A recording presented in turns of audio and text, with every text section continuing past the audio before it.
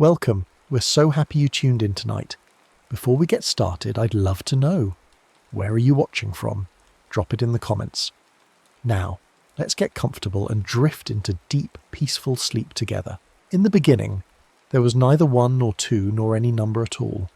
There was only the undifferentiated vastness, the everything-nothing that needed no counting because there was no separation, no this and that to tally. But from that ancient silence came the first stirring of distinction, the moment when something became aware of itself as separate from not itself, and in that instant, counting was born. Not as symbols or words, but as the raw recognition of difference, the primal noticing that here is one thing and there is another, and between them stretches the beginning of all mathematics. The earliest humans did not inherit numbers.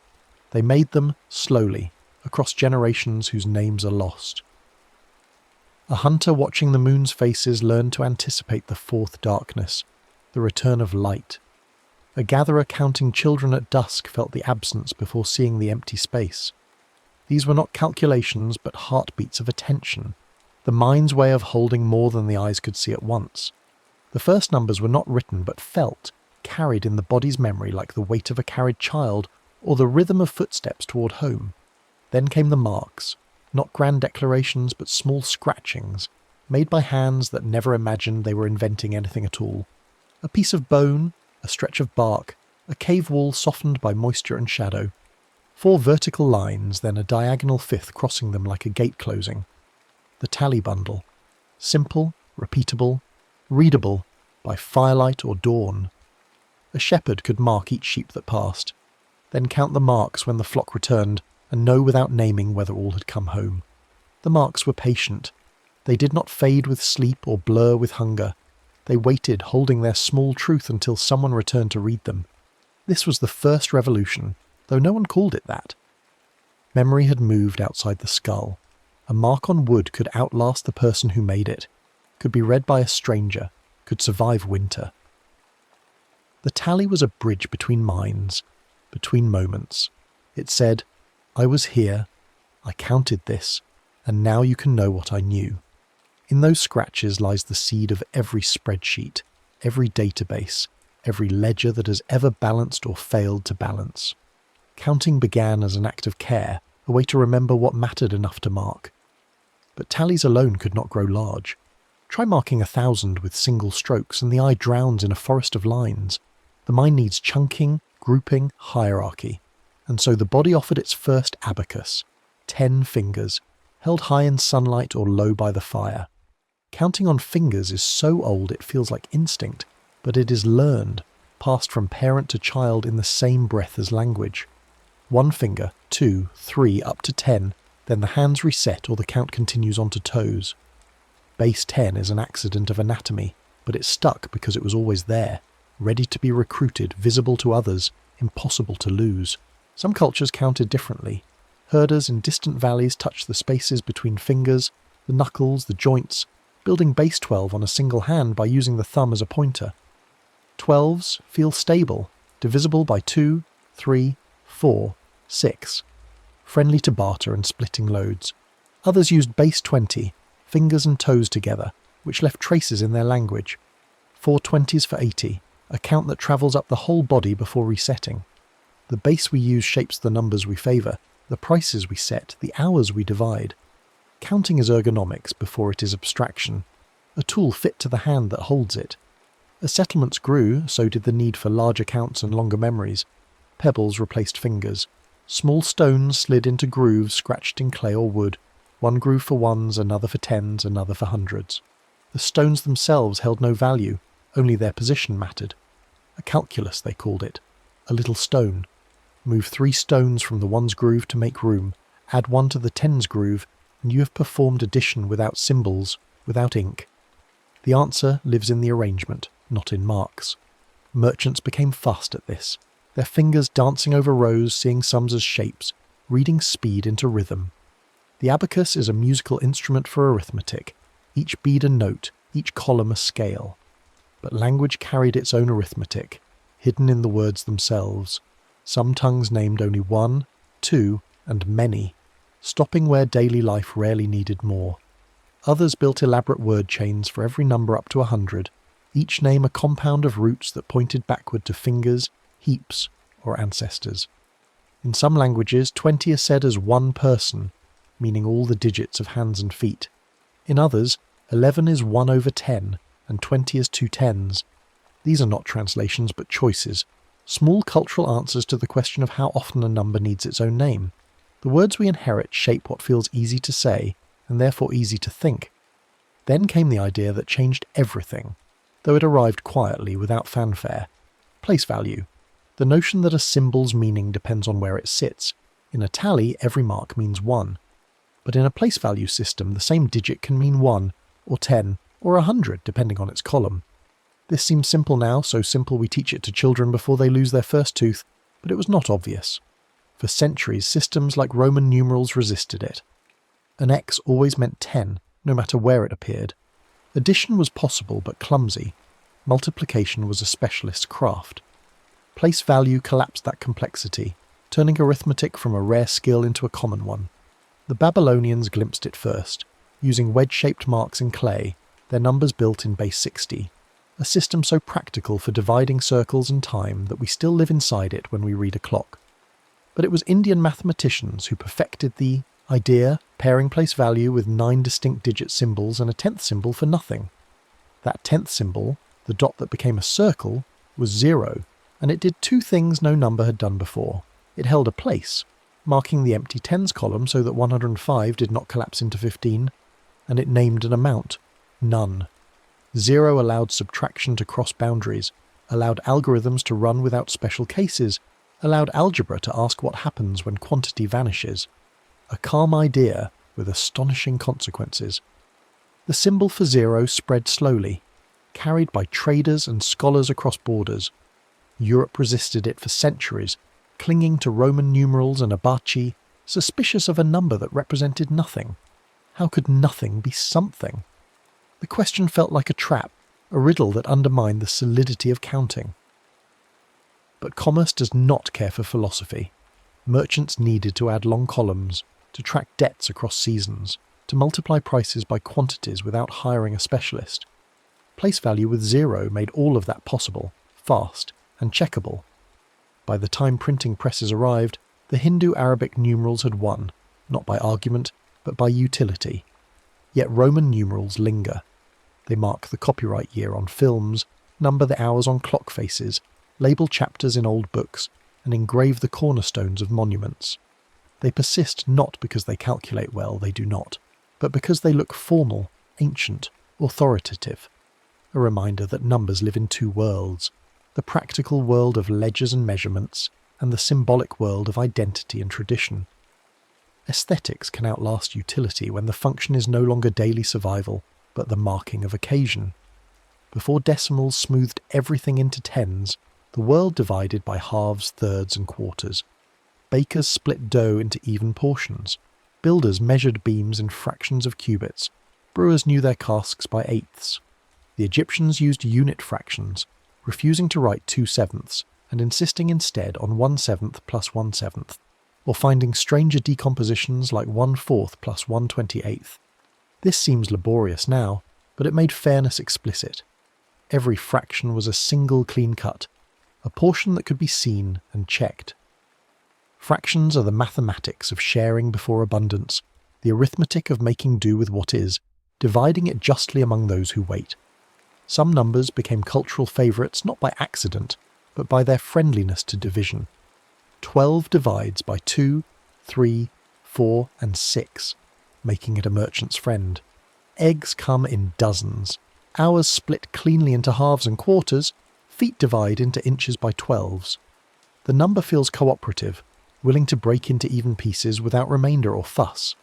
Cultures chose 12s and 6s not because they understood number theory, but because market stalls and kitchen tables rewarded what split cleanly. The world quietly selects for numbers that make daily life smoother, and those numbers lodge themselves into units, prices, and proverbs. As trade expanded, so did the need to measure, not just count. How long is this rope? How heavy is that grain? How far to the next village?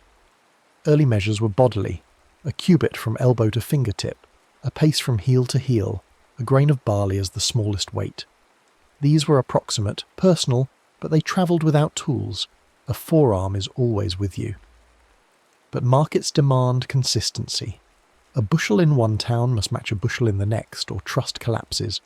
Standardisation crept in, first as royal decrees, this rod is the king's foot, this weight the true pound, and later as international agreements. The metric system cleaned the table with tens, aligning all measures to a single base, making conversion a matter of shifting decimal points rather than memorising tables. Units are agreements more than truths, social contracts written in measurement. As numbers grew, intuition failed. We feel the difference between 3 and 4, can picture 5 without counting. But beyond a handful, the mind goes blurry. 1,000, 1,000,000, 1,000,000,000. These are not quantities we sense, but magnitudes we calculate. Place value and commas help, breaking long strings into readable clusters, but even then the scale escapes. 1,000,000 seconds is 11 days, 1,000,000,000 seconds is 31 years. Comparisons like these are the only bridge between number and feeling, the only way to drag vast counts back into the realm of the imaginable. Large numbers live mostly as symbols, their size understood through analogy rather than direct experience. Hidden among the integers are the primes, numbers that refuse to be divided evenly by anything smaller than themselves. 2, 3, 5, 7, 11. These are the atoms of arithmetic, the building blocks from which all other numbers are made by multiplication. The primes scatter irregularly along the number line, their gaps widening on average but unpredictably in detail. No formula generates them neatly, no pattern governs their arrival. They have been studied for millennia, not for practical use at first, but for the beauty of the puzzle. Now they secure encryption, their difficulty protecting passwords and transactions. They also appear in nature, in the life cycles of cicadas that emerge every 13 or 17 years, avoiding predators locked to shorter cycles. Simple rules yield deep mystery. Primes remind us that the world's order is neither perfectly regular nor entirely random.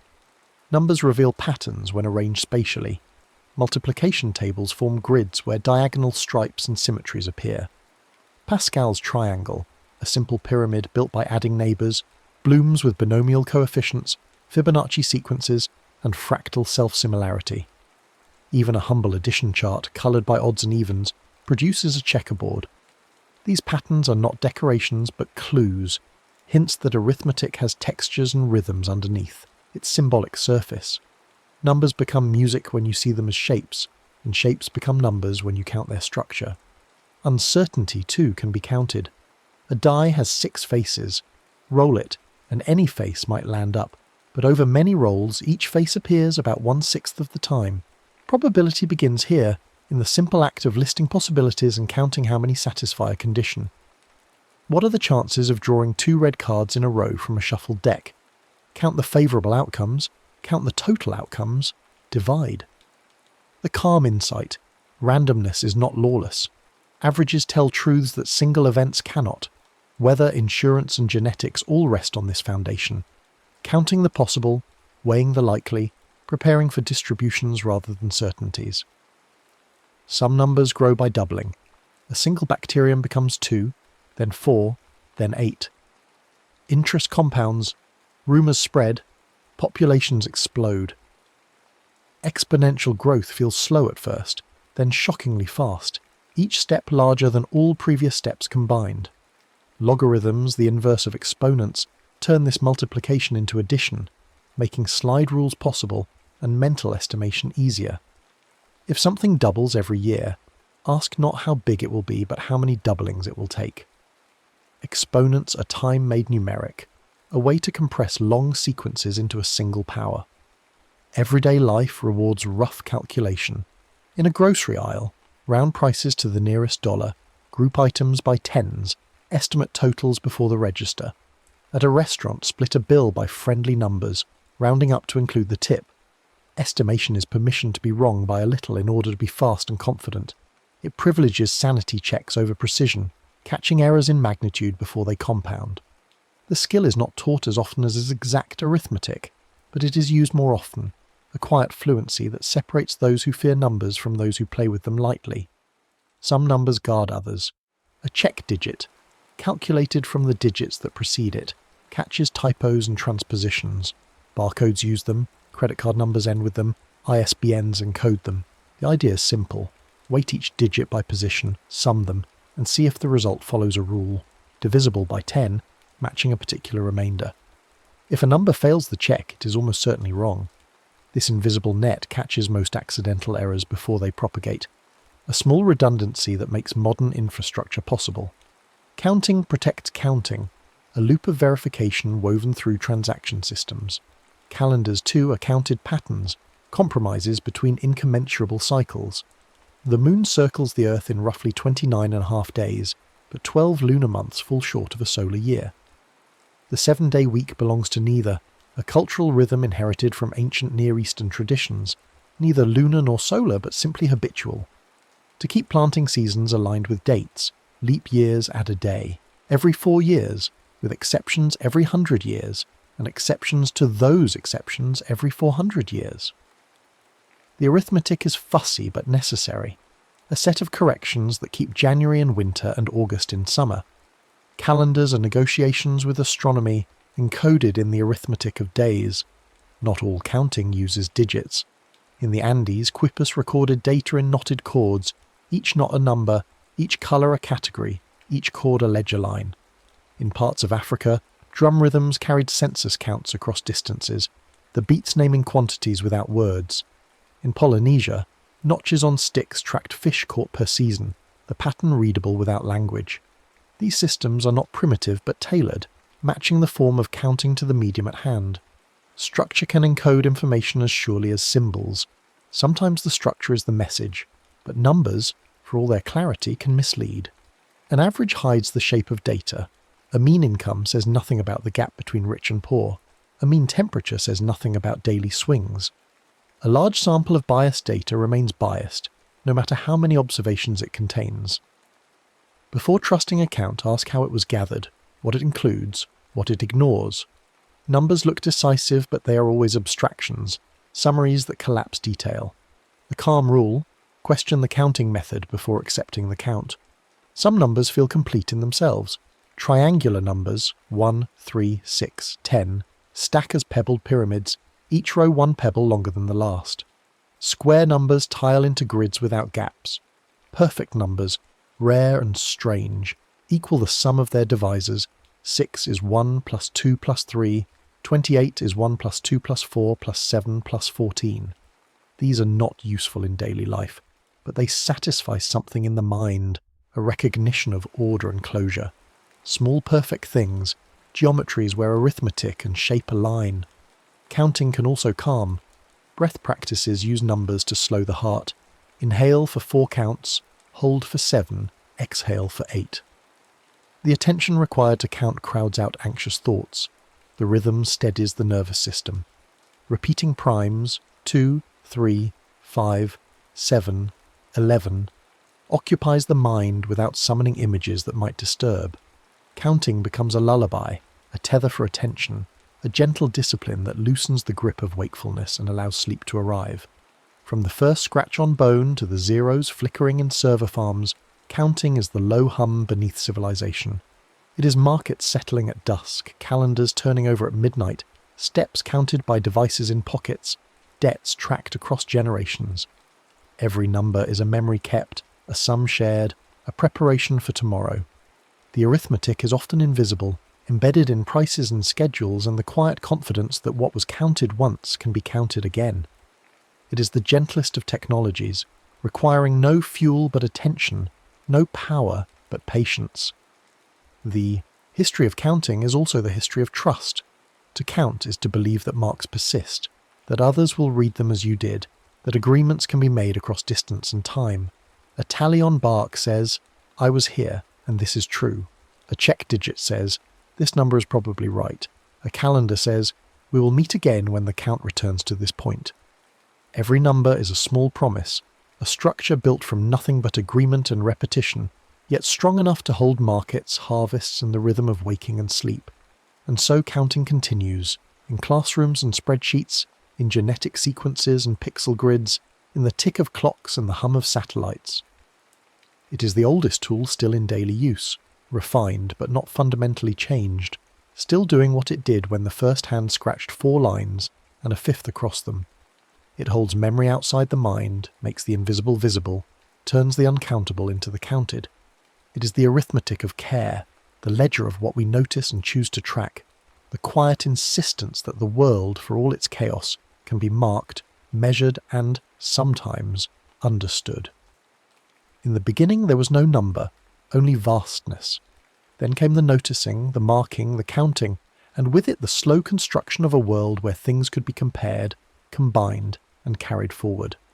That world is ours, built one tally at a time, each mark a small anchor against forgetting, each sum a bridge between what was and what will be. The rain falls softly, the numbers accumulate, and in the morning the marks remain, patient and readable, waiting for the next hand to count them again. Children learn counting as ritual before they learn it as concept. They sing the names, 1, 2, 3, in order, performing the sequence like a charm, not yet understanding that each word corresponds to a quantity. The sounds come first, a memorized string that only later detaches into individual meanings. A child might count correctly to 10 but still believe that rearranging a row of buttons changes their number, that spreading them wider makes them more. The leap from recitation to conservation, from chant to comprehension, is slow and uneven, different for each mind. We are not born counting. We grow into it, gradually, learning to see quantity as a property that persists through transformation. Teachers use objects, blocks, beads, apples, to ground the abstractions. 1 apple can be touched, bitten, given away. 3 apples sit heavier in the hand than 2. The child learns by handling, by grouping and separating, by discovering that 5 can become 2 and 3, or 4 and 1 and still be 5. These are not axioms taught, but truths discovered through play. Arithmetic begins as physical manipulation, as the rearrangement of things in space, and only later migrates to symbols on paper. The journey from concrete to abstract is not a straight path, but a spiral, revisiting the same ideas at deeper levels, until numbers float free of their original objects and become entities in their own right. Some children take to counting naturally, delighting in the patterns, finding comfort in the predictability of increment. Others resist, confused by the gap between the symbols and the sensations, unsure why adults care so much about assigning names to quantities. There is no moral dimension to this difference, only variation in the way minds attend to the world. Some see quantity first, others see colour, shape, or story. Mathematics education often treats the first group as normal, and the second as deficient, but both are simply human. The trick is not to force everyone through the same narrow gate, but to show how counting serves purposes that matter, how it lets you share fairly, plan journeys, build structures that stand, ensure that what you started with returns. In some classrooms, counting is taught through movement. Children hop on numbered tiles, clap in rhythm, arrange themselves in groups of 3 or 5. The body learns before the mind names what it knows. This is old wisdom, rediscovered cyclically. Counting is a bodily skill before it becomes abstract thought. The fingers remember, the feet keep time, the voice finds the cadence. When symbols arrive, the written 1, 2, 3, they attach to experiences already embodied, giving shape to what was previously only sound and motion. As children grow, the numbers grow with them. Addition and subtraction at first are just counting forward and back. Multiplication is counting in leaps, a faster way to reach the same totals. Division is sharing or grouping, making equal piles until nothing remains. These operations do not feel like new inventions, but like natural extensions of the original act of counting, new ways to move through number space. The abstractions come later, negative numbers that cannot be held, fractions that name parts, variables that stand for unknowns, but they build on the foundation laid in early childhood, when counting was a song and 4 meant 4 beads on a string. Yet even adults carry remnants of that early concreteness. We visualize numbers spatially, seeing them rise on a number line, picturing larger numbers to the right and smaller to the left. This is learned, not innate. Some cultures picture numbers rising upward, others see them flowing in other directions. But once learned, the spatial metaphor becomes invisible, shaping how we think about magnitude, direction and change.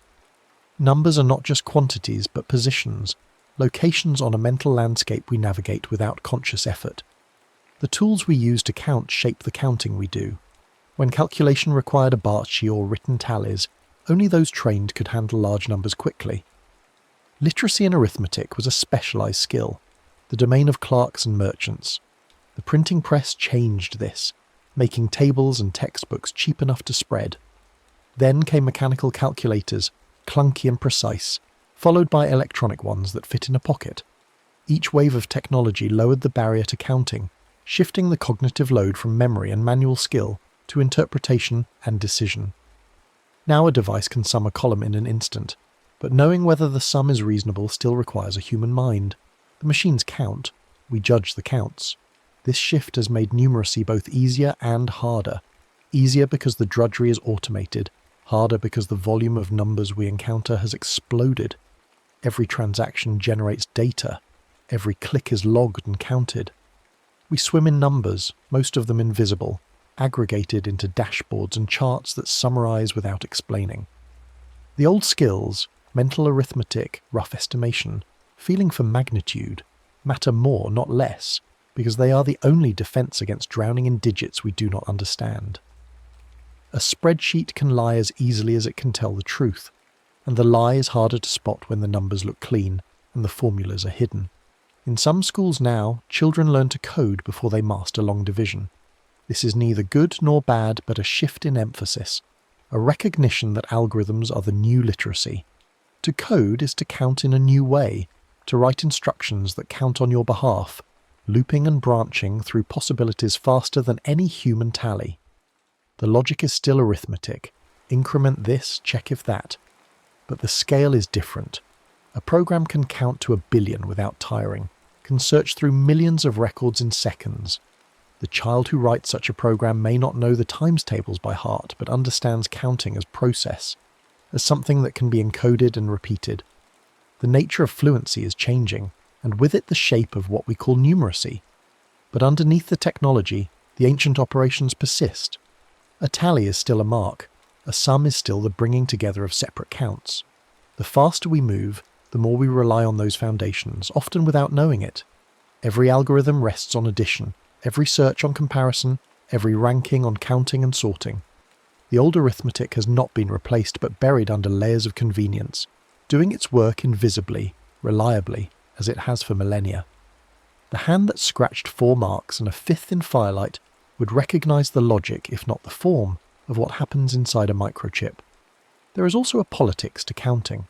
Who gets counted and how determines who is seen, who receives resources, who exists in the official record. Censuses map populations but also erase those who slip through, the homeless, the undocumented, the ones who move too often to be pinned down. To be uncounted is to be invisible, to have no claim on services or representation. Counting can be an act of inclusion or exclusion, a way to acknowledge or ignore. The numbers are never neutral, though they pretend to be. Behind every count is a choice about what to measure and why. Businesses count obsessively, tracking inventory, sales, customer behaviour, seeking patterns in the noise. The goal is prediction, the ability to anticipate demand before it arrives, to optimise stock so that nothing sits unsold and nothing runs out. This is the arithmetic of efficiency, where waste is the enemy and every number is a lever for profit. But the counting can become its own purpose, the metrics displacing the mission, until what matters is not the quality of the product or the satisfaction of the customer, but the movement of numbers on a dashboard. When counting becomes separated from meaning, it becomes a ritual without purpose, a performance for its own sake. Sports too are thick with numbers. Scores, times, distances, percentages. Every game is a cascade of counts that tell a story the eyes alone cannot. Statistics summarize seasons, rank players, predict outcomes. Fans argue over numbers as if they were sacred texts, finding in them evidence for claims that cannot be settled by watching alone. The counting here is not neutral either. It highlights what is measured and ignores what is not. Speed and points are easy to count. Effort and grace are harder. The numbers shape the game, rewarding what they track and discouraging what they do not. In medicine, counting saves lives. Dosages depend on weight, height, Age, numbers that must be correct to the decimal or the cure becomes poison. Lab results are counts of cells, concentrations of chemicals, thresholds that divide healthy from sick. Clinical trials rest on counting how many improve, how many worsen, how many stay the same, comparing treatment groups against controls. The entire edifice of evidence-based medicine is built on counting carefully, tracking outcomes, adjusting when the numbers shift. Here the stakes are human, immediate, and the arithmetic is unforgiving.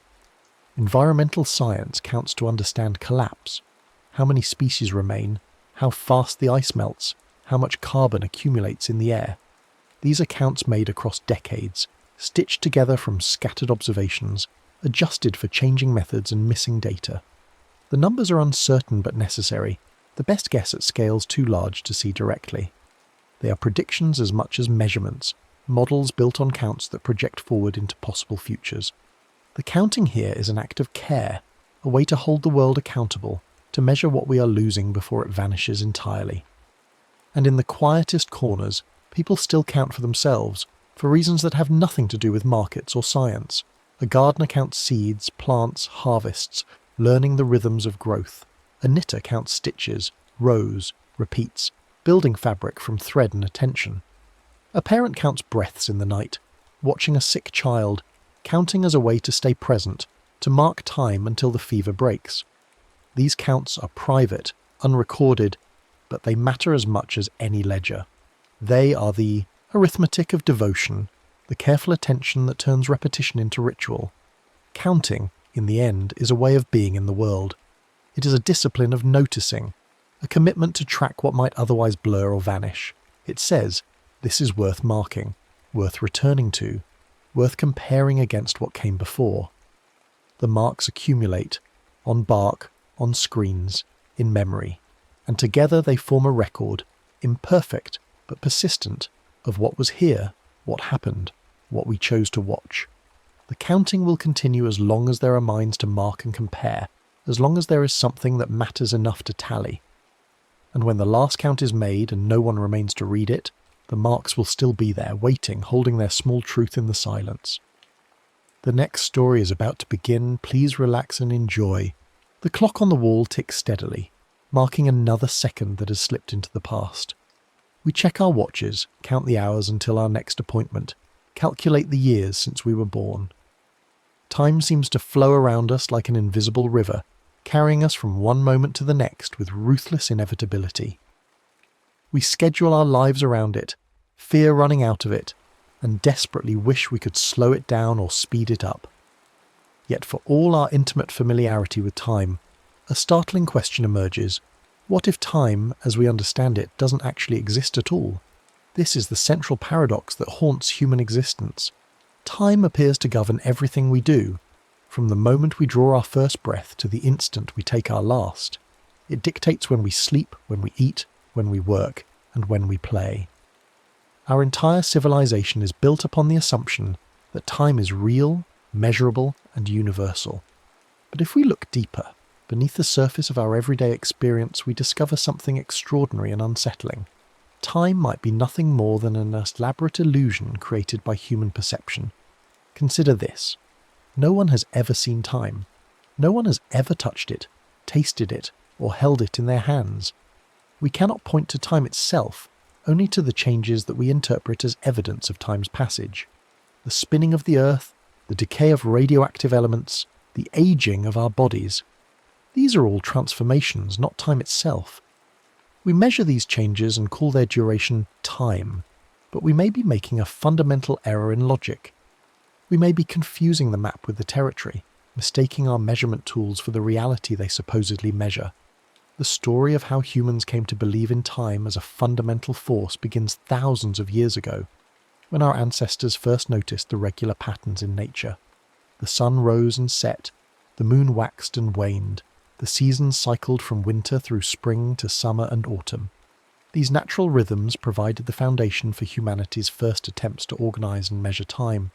But even from the beginning, these measurements were human inventions imposed upon natural phenomena, not discoveries of some underlying temporal reality. The ancient Egyptians created sundials that divided the day into segments based on the shadow cast by the sun. but the choice of how many segments to create was entirely arbitrary.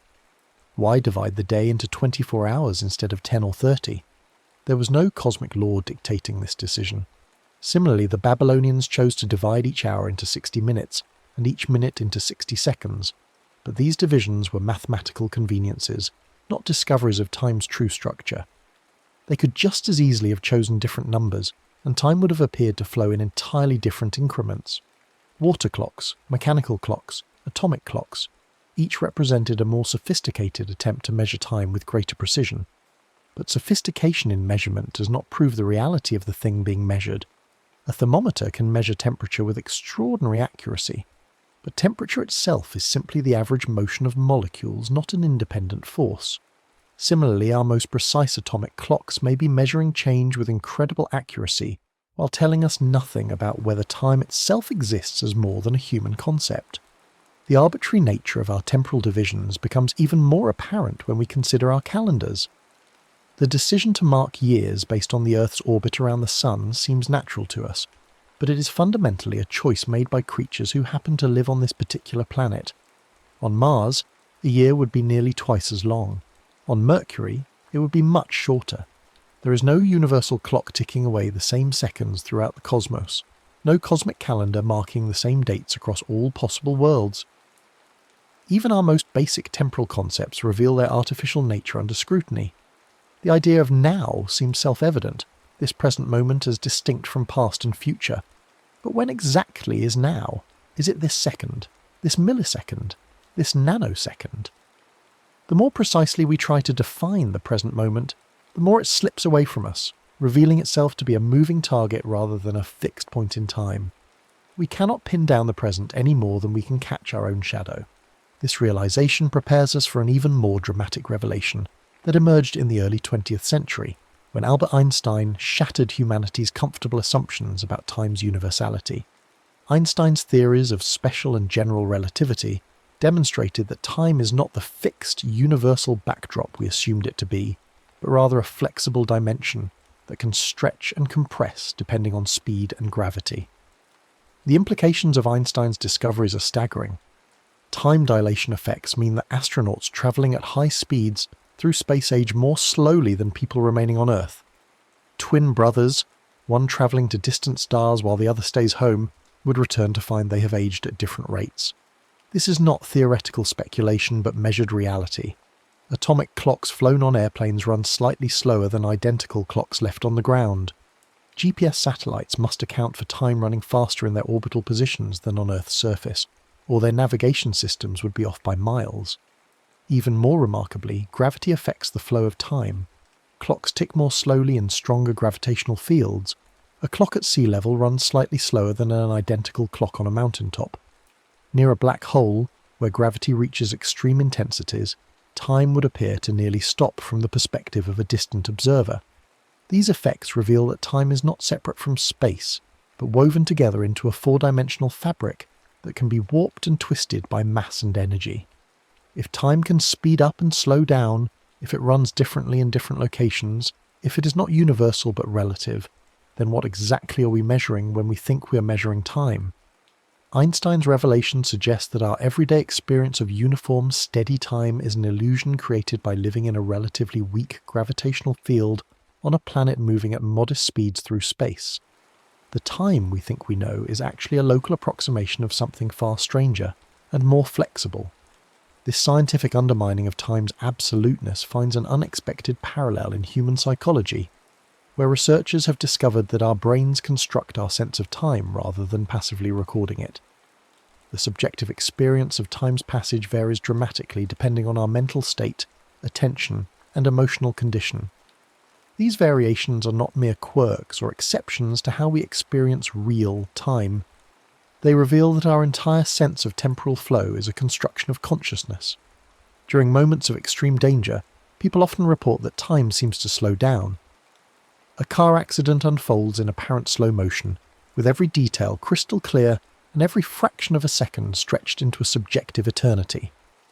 Conversely, when we are deeply engaged in enjoyable activities, hours can pass in what feels like minutes. We lose ourselves in conversation, in creative work, in play, and emerge surprised to discover how much time has elapsed according to our clocks. Sleep and dreams reveal even more dramatic distortions of temporal experience. In dreams, we can experience what feels like days, weeks, or even years of subjective time compressed into a few hours or minutes of brain activity. We age, travel vast distances, live through complex storylines, all while lying motionless in bed for a brief period. These dream experiences suggest that consciousness can create rich, detailed temporal experiences independent of any external time flow. Neuroscientists studying the brain's timekeeping mechanisms have discovered that there is no single clock in the brain, no central timer keeping track of duration. Instead, our sense of time emerges from the complex interaction of memory, attention, and neural processing. The brain constructs duration by comparing current experiences to stored memories, by monitoring the amount of attention required for different tasks, and by tracking the rhythm of various neural oscillations. This construction process means that time perception can be easily manipulated. Certain drugs can drastically alter the subjective experience of time's passage. Meditation practices can create states of consciousness where time seems to stop or become irrelevant. Brain injuries can destroy the ability to sequence events properly or estimate durations accurately. If our sense of time depends entirely on brain function, and if brain function can be altered or damaged, then our temporal experience reveals itself to be a mental creation rather than a passive recording of external reality. The flexibility of time perception becomes even more apparent when we consider how different mental processes create different temporal experiences. When we focus intently on clock watching, minutes can feel like hours. When our attention is fully absorbed, hours can feel like minutes. Memory plays tricks with temporal sequence, sometimes making recent events feel distant while distant events feel recent. Anticipation can make future events feel imminent or impossibly far away, regardless of their actual temporal distance. These psychological discoveries converge with Einstein's physical revelations to suggest that time as we ordinarily understand it is neither universal nor objective. But the mystery deepens when we consider how different cultures around the world have developed radically different ways of understanding and experiencing time, revealing that even our most basic temporal assumptions are not universal human experiences but culturally constructed perspectives. In Western industrialized societies, time is typically conceived as a linear progression from past through present to future. We think of time as an arrow, always moving forward, carrying us from what was toward what will be. This linear model underlies our historical narratives, our planning systems, our entire approach to personal and social development. We speak of progress, of moving forward, of leaving the past behind. Time, in this view, is a river flowing in one direction, and we are carried along by its current whether we like it or not. But this linear conception of time is far from universal. Many Eastern philosophical and religious traditions conceive of time as cyclical rather than linear. In Hindu cosmology, time moves through vast cycles of creation, preservation, and destruction, with the universe itself being born, existing, dying, and being reborn in an endless repetition.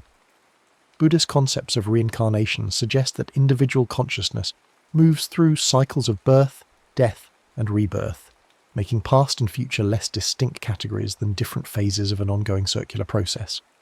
These cyclical time concepts create fundamentally different relationships with past and future.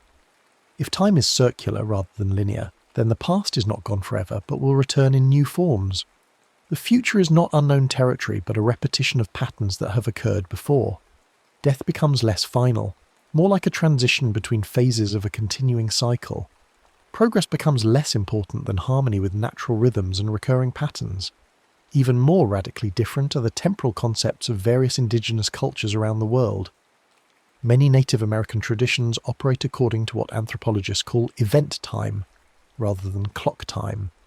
In event time, activities begin when conditions are right, rather than when clocks indicate they should begin. Ceremonies start when participants are properly prepared, not when schedules dictate. Journeys begin when weather permits, not according to predetermined timetables. The duration of activities is determined by their natural requirements rather than arbitrary time limits. Australian Aboriginal concepts of dream time transcend Western distinctions between past, present, and future entirely. Dream time refers to an eternal, timeless realm where ancestral spirits created the landscape and established the laws governing existence. This realm is not in the past, but exists simultaneously with ordinary time, accessible through ritual, story, and spiritual practice. In this worldview, the most important reality is not temporal at all, but eternal and ever-present. These diverse cultural approaches to time reveal that our Western, clock-based, linear conception of time is not a discovery of time's true nature, but one particular way of organising experience among many possible ways. If different cultures can create radically different temporal experiences and still function effectively, then time begins to look more like a social construction than a natural law. The implications of these cross-cultural variations become even more profound when we consider how language shapes temporal experience. Some languages have rich vocabularies for describing different types of duration, different qualities of temporal flow, different relationships between past and future. Other languages lack clear distinctions between past and present tenses, making their speakers less likely to think of time as sharply divided into distinct periods. Research in linguistic anthropology suggests that speakers of different languages literally experience time differently, not just conceptually, but perceptually. The language we speak influences which temporal distinctions we notice, which temporal relationships we consider important, and which temporal experiences feel natural or strange. This linguistic relativity in temporal experience provides further evidence that time as we know it is constructed by consciousness rather than simply recorded by it. As we gather these threads together, the arbitrariness of human time measurement, the relativity revealed by physics, the constructive nature of temporal perception, and the cultural variability of time concepts, a startling possibility emerges.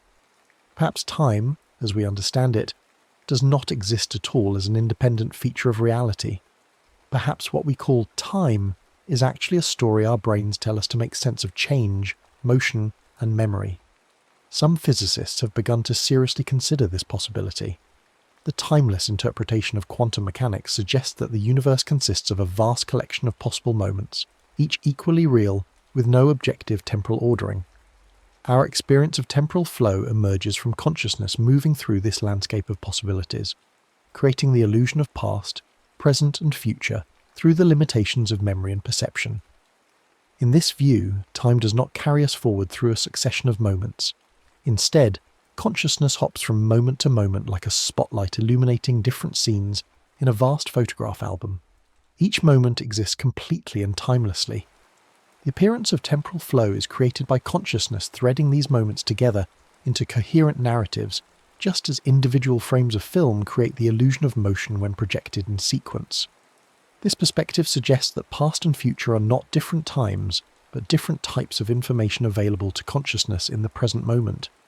Memories are not recordings of past events, but present information about different moments in the timeless landscape. Anticipation is not awareness of future events, but present extrapolation from current patterns. Everything that seems temporal is actually happening in an eternal, now that contains all possible moments simultaneously. From this viewpoint, causation itself becomes a story we tell rather than a temporal relationship we discover. We say that earlier events cause later events, but in a timeless universe, all events simply exist in their logical relationships without temporal precedence. The appearance of causation emerges from consciousness, organizing timeless relationships into sequential narratives. Such ideas may seem absurdly abstract, but they find support in the deepest levels of physics, where time loses its ordinary meaning. At the quantum scale, particles can behave as if they are affected by future measurements, suggesting that past and future are not as distinct as ordinary experience suggests. The fundamental equations of physics work equally well running backward or forward in time, indicating that temporal direction may be a feature of consciousness rather than physical law. Even entropy, often cited as the source of time's arrow, may create the appearance of temporal direction without requiring time to actually flow. If the universe began in a low entropy state and tends toward higher entropy states, consciousness emerging in this entropy gradient would naturally organize its experiences according to entropy increase, creating the appearance of temporal flow from past to future without any actual temporal passage. These scientific speculations converge with ancient philosophical insights about the illusory nature of time. Buddhist meditation practices aim to experience reality directly, without the conceptual filters that create our ordinary sense of temporal flow. Advanced practitioners report states of consciousness where time seems to stop or become irrelevant, where past and future collapse into an eternal present moment. These mystical experiences may be glimpses of reality as it actually is, freed from the temporal illusions created by ordinary consciousness. Similarly, many philosophical traditions have argued that time is a feature of limited perspective rather than ultimate reality. From a finite, embodied viewpoint, change appears to unfold sequentially, creating the appearance of temporal flow. But from an unlimited, eternal perspective, all moments would be equally present, all changes simultaneously visible, making time unnecessary as an organizing principle.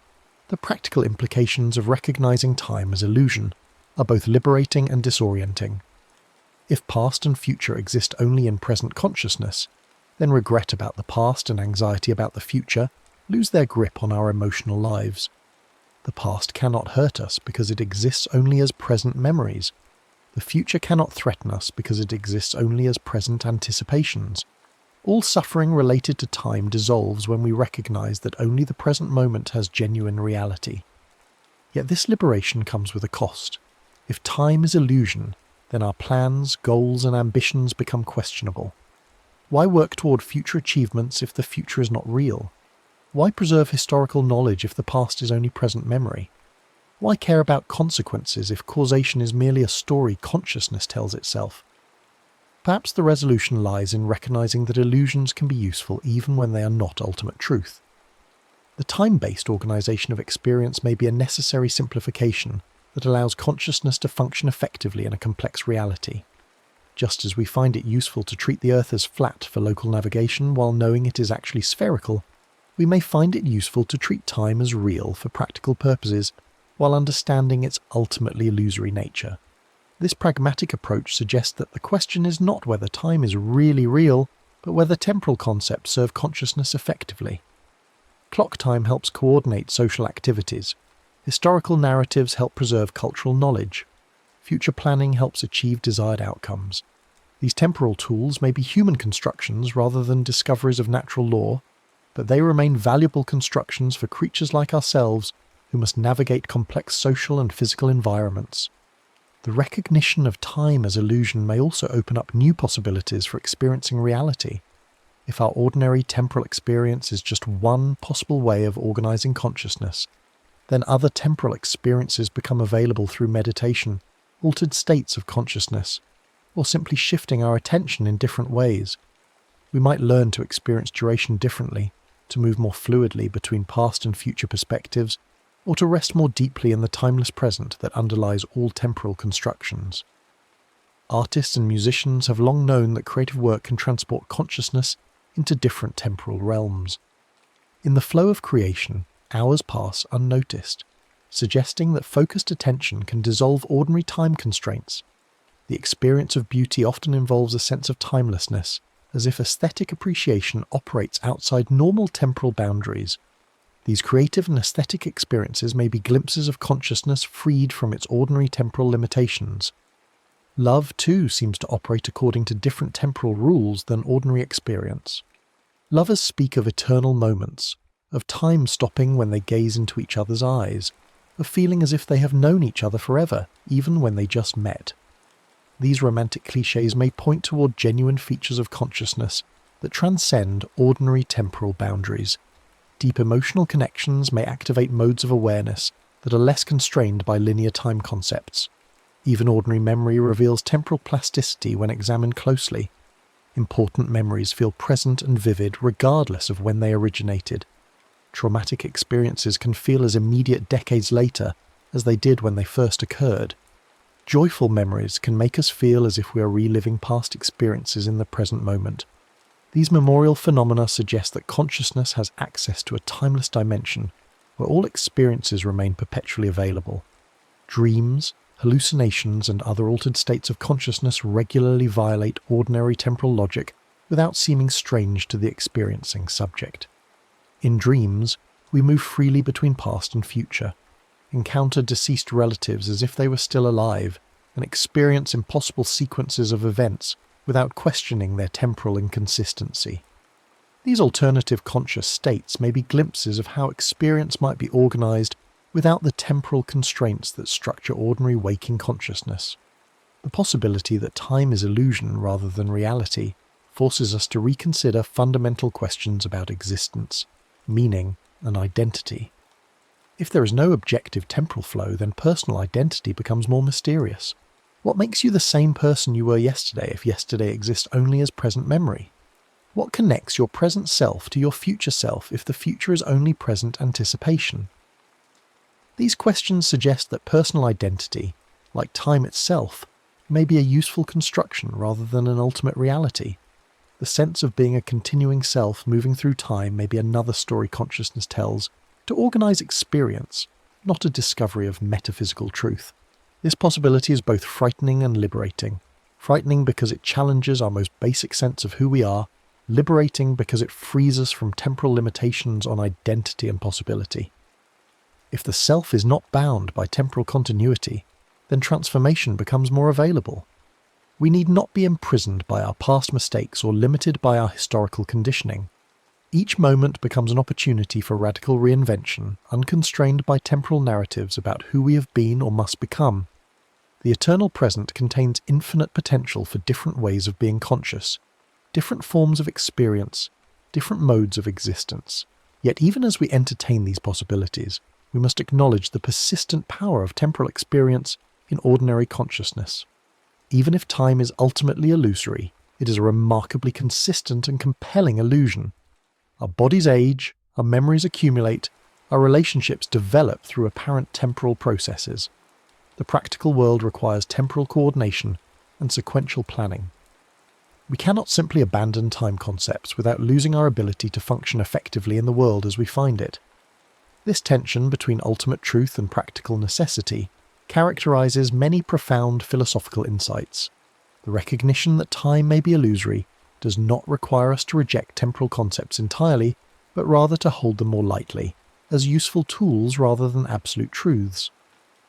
We can use time-based planning and organization while remembering that these are constructions of consciousness rather than discoveries of external reality. The great paradox is that even our investigation of time's illusory nature unfolds through apparent temporal processes. We gather evidence over time, develop arguments through sequential reasoning, and communicate insights through temporally structured language. The very possibility of understanding time as illusion depends on temporal processes of learning, reflection, and communication. We cannot escape time even when trying to prove it does not exist. Perhaps this paradox points toward the deepest truth about time and consciousness. Time may be both illusory and necessary, both constructed and real, both a limitation and a creative tool. Like a river that exists only as flowing water, time may exist only as the dynamic activity of consciousness, organizing experience into sequential patterns. The river is not separate from the water, and time may not be separate from the consciousness that experiences temporal flow. As we stand at the end of our investigation, we find ourselves in a curious position. We have gathered compelling evidence that time, as we ordinarily understand it, is more construction than discovery, more perception than reality. Yet here we are, apparently having moved from the beginning of our inquiry to its conclusion through a temporal process of exploration and discovery. We have used time to understand time's illusory nature, employed temporal reasoning to transcend temporal limitations. This is the final mystery that our investigation reveals. The question is not simply whether time exists or does not exist, whether it is real or illusory. The deeper question is how consciousness relates to the reality it experiences, how awareness creates the very world it investigates, how the observer shapes the observed in the very act of observation. If time is a construction of consciousness, then consciousness must be something more mysterious and creative than we ordinarily imagine. If the entire temporal framework within which we live and think is generated by awareness itself, then awareness must be the most fundamental reality, more basic than space, time, matter, or energy. We may be not creatures living in time, but timeless awareness dreaming that we exist in temporal flow. This possibility transforms every moment of experience into a miracle of creative consciousness, Each tick of the clock, each memory of the past, each anticipation of the future becomes an act of cosmic artistry performed by awareness itself. We are not passive victims of time's passage, but active participants in time's creation, collaborating with consciousness to weave the temporal tapestries we call our lives. Whether time flows like a river carrying us toward an uncertain future, or whether we create the illusion of temporal flow through the miraculous activity of present awareness, remains perhaps the deepest mystery of existence. But in entertaining this mystery, in allowing it to transform our understanding of reality and our relationship to experience, we have touched something profound about the nature of consciousness and its role in creating the world we inhabit. The clock on the wall continues ticking, marking moments that may exist only in the eternal now of awareness dreaming time into being. Yet as we delve deeper into this mystery, we discover that the implications of time's illusory nature extend far beyond philosophical speculation into the very fabric of how we understand reality, death, meaning, and the possibility of human transformation. Consider what happens to our understanding of death if time is truly illusory. In our ordinary temporal framework, death represents the ultimate boundary, the final moment when our personal timeline comes to an end.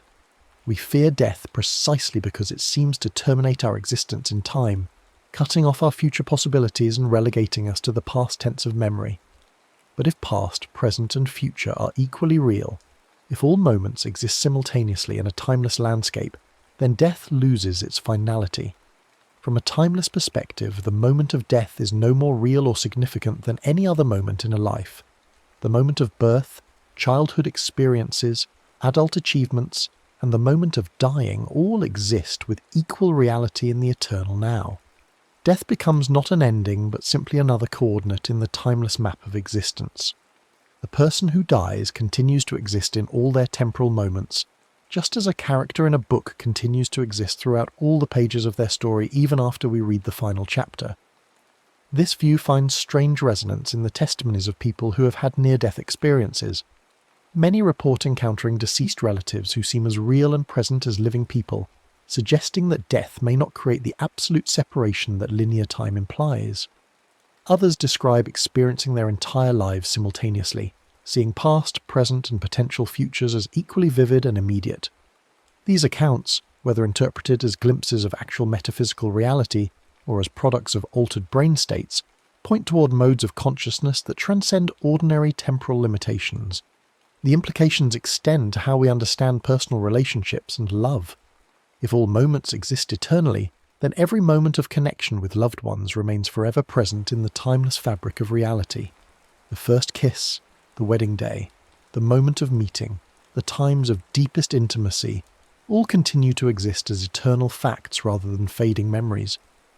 Grief becomes not mourning for something lost, but temporary inability to access what eternally exists. Love reveals itself not as something that develops over time, but as recognition of timeless connection. This perspective transforms our understanding of regret and forgiveness.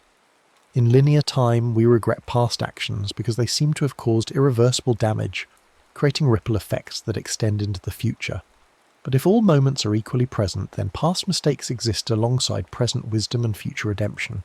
The moment of wrongdoing exists eternally, but so do the moments of recognition, repentance, and growth that follow.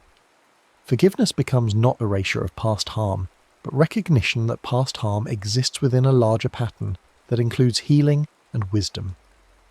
The timeless view also revolutionizes our understanding of learning and personal growth. In linear time, we imagine ourselves as gradually accumulating knowledge and wisdom, slowly becoming better versions of ourselves through temporal processes of education and experience.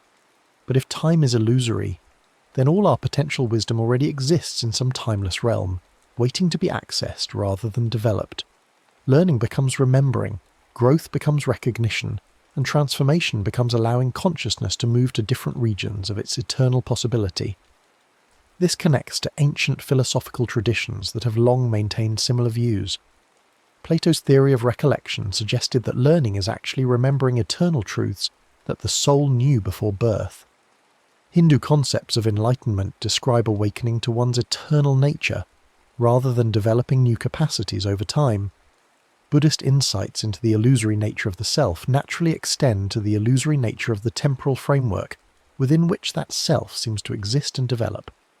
Modern scientific discoveries continue to support these ancient intuitions in unexpected ways.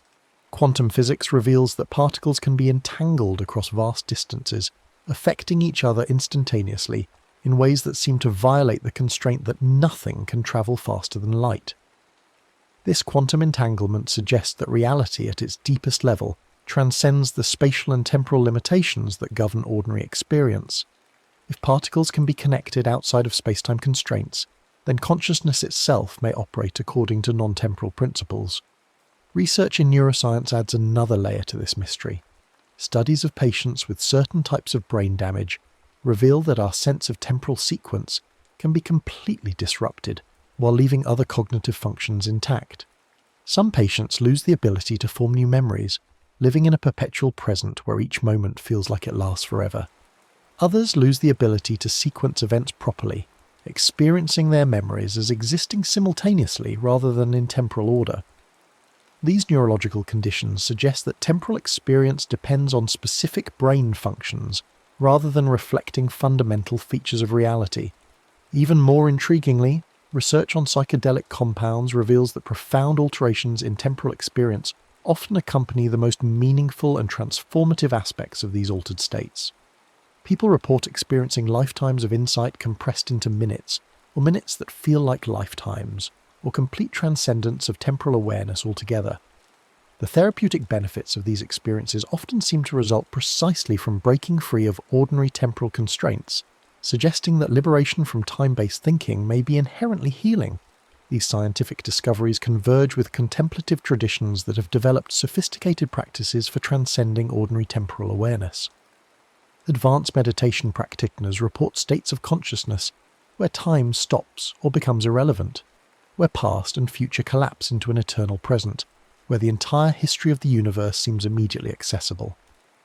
These experiences are often described as more real and vivid than ordinary waking consciousness, suggesting that temporal awareness may actually be a limitation on consciousness rather than an accurate perception of reality.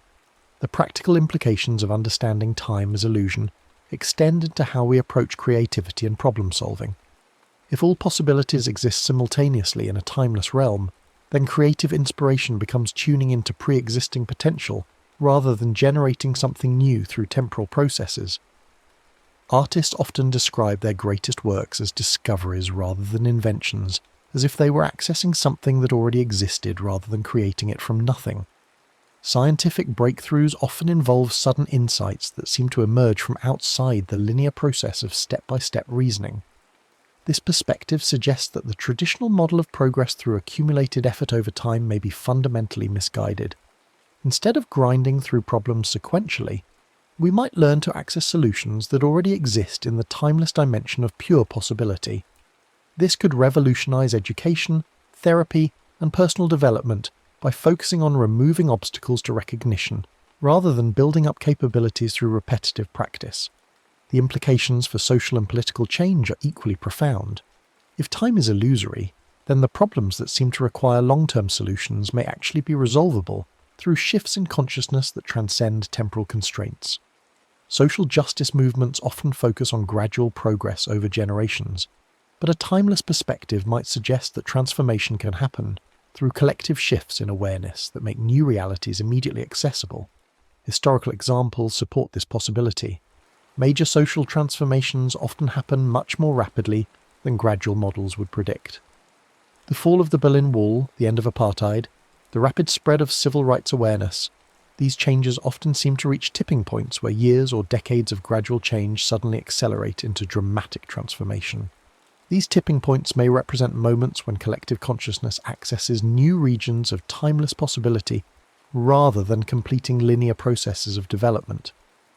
The environmental crisis facing humanity takes on different dimensions when viewed from a timeless perspective. If ecological destruction and restoration exist as eternal possibilities rather than temporal processes, then environmental healing might be accessible through collective shifts in consciousness rather than requiring decades of technological development and behavioral change. This doesn't diminish the importance of practical action, but it suggests that such action might be more effective when grounded. These considerations bring us to perhaps the most profound implication of time's illusory nature, the possibility that consciousness itself is the fundamental reality from which all experience emerges. If time, space, matter, and energy are all constructions of awareness rather than independent realities, then consciousness becomes not something that emerges from physical processes, but the creative source from which physical processes themselves arise. This possibility has been explored by various philosophical and spiritual traditions throughout history, but it takes on new relevance in light of modern discoveries about time's relative and constructed nature. If consciousness can create the entire temporal framework within which experience unfolds, then consciousness must be something far more mysterious and powerful than conventional materialist science assumes. From this perspective, each individual consciousness becomes a unique perspective within universal awareness, creating its own version of reality while participating in larger patterns of collective creation. Personal transformation becomes possible not through changing oneself within a fixed reality, but through allowing consciousness to access different possibilities within the infinite creativity of awareness itself. The ultimate questions that emerge from recognizing time as illusion concern the nature and purpose of existence itself. If we are not creatures moving through time toward uncertain destinations, but expressions of timeless consciousness, exploring infinite possibilities, then what is the point of existence? What is consciousness trying to achieve or experience through the elaborate illusion of temporal flow? One possibility is that consciousness creates temporal experience as a way of exploring its own infinite nature sequentially, rather than all at once. Just as we might read a book page by page to enjoy the unfolding story, rather than trying to absorb all pages simultaneously, consciousness might experience its possibilities temporally to savour each aspect of its infinite creativity. Time becomes not a limitation but a chosen method of exploration, like deciding to walk through a garden rather than viewing it all from above. Another possibility is that temporal experience serves as a kind of school or laboratory, where consciousness experiments with different forms of limitation and transcendence. By forgetting its timeless nature and becoming absorbed in temporal experience, consciousness creates opportunities for rediscovering itself, for the joy of awakening from the dream of time back into eternal awareness. Each lifetime becomes a unique experiment in consciousness, exploring itself from a particular perspective. These speculations remain necessarily tentative, but they point toward a view of existence as fundamentally creative and playful, rather than serious and goal-oriented. If consciousness is playing at being limited in time and space, then suffering and struggle become not problems to be solved, but experiences to be fully explored and ultimately transcended through recognition of their illusory nature. This playful view of existence finds support in the behaviour of consciousness during dreams, where we regularly create elaborate scenarios that seem completely real until we wake up. The dream experience can be intensely meaningful and emotionally powerful while remaining fundamentally illusory. Similarly, temporal existence might be intensely meaningful and important while remaining fundamentally a dream of timeless consciousness. As we approach the deepest implications of time's illusory nature, we encounter a final paradox that illuminates the mystery of consciousness itself. Even our recognition that time is illusion must unfold through apparent temporal processes of investigation, understanding, and integration. We cannot simply leap out of time but must use temporal reasoning to transcend temporal limitations. We must employ the illusion to see through the illusion. This suggests that consciousness operates simultaneously on multiple levels, deeply engaged in temporal experience while remaining eternally free of temporal constraints, fully committed to the dream while never forgetting its nature as dreamer. The goal is not to escape time, but to recognize our eternal nature while fully participating in temporal experience, to be simultaneously timeless and time-bound, eternal and temporal, dreamer and character in the dream. This recognition transforms every moment of ordinary experience into a doorway to extraordinary understanding. Each tick of the clock becomes an opportunity to recognize the eternal now that makes temporal experience possible. Each memory becomes a window into the timeless dimension where all experiences remain forever accessible. Each anticipation becomes recognition of the creative power of consciousness to envision and manifest new possibilities. The practical result is not withdrawal from temporal engagement, but deeper participation grounded in recognition of its ultimate nature. We can plan for the future while knowing that future and present are equally real. We can learn from the past while understanding that past exists only as present memory. We can engage fully with temporal challenges while resting in the timeless awareness that transcends all temporal concerns. In this recognition, the question of whether time is real or illusory reveals itself as pointing towards something even more fundamental, the nature of consciousness as the creative source of all experience. Whether we call time real or illusory matters less than recognizing the extraordinary creative power of awareness to generate coherent, meaningful, transformative experiences within whatever framework it chooses to explore. The clock continues ticking, but now each tick resonates with deeper significance. It marks not just another moment in linear progression, but another expression of the infinite creativity of consciousness, another note in the eternal symphony of awareness, exploring itself through the beautiful illusion we call time.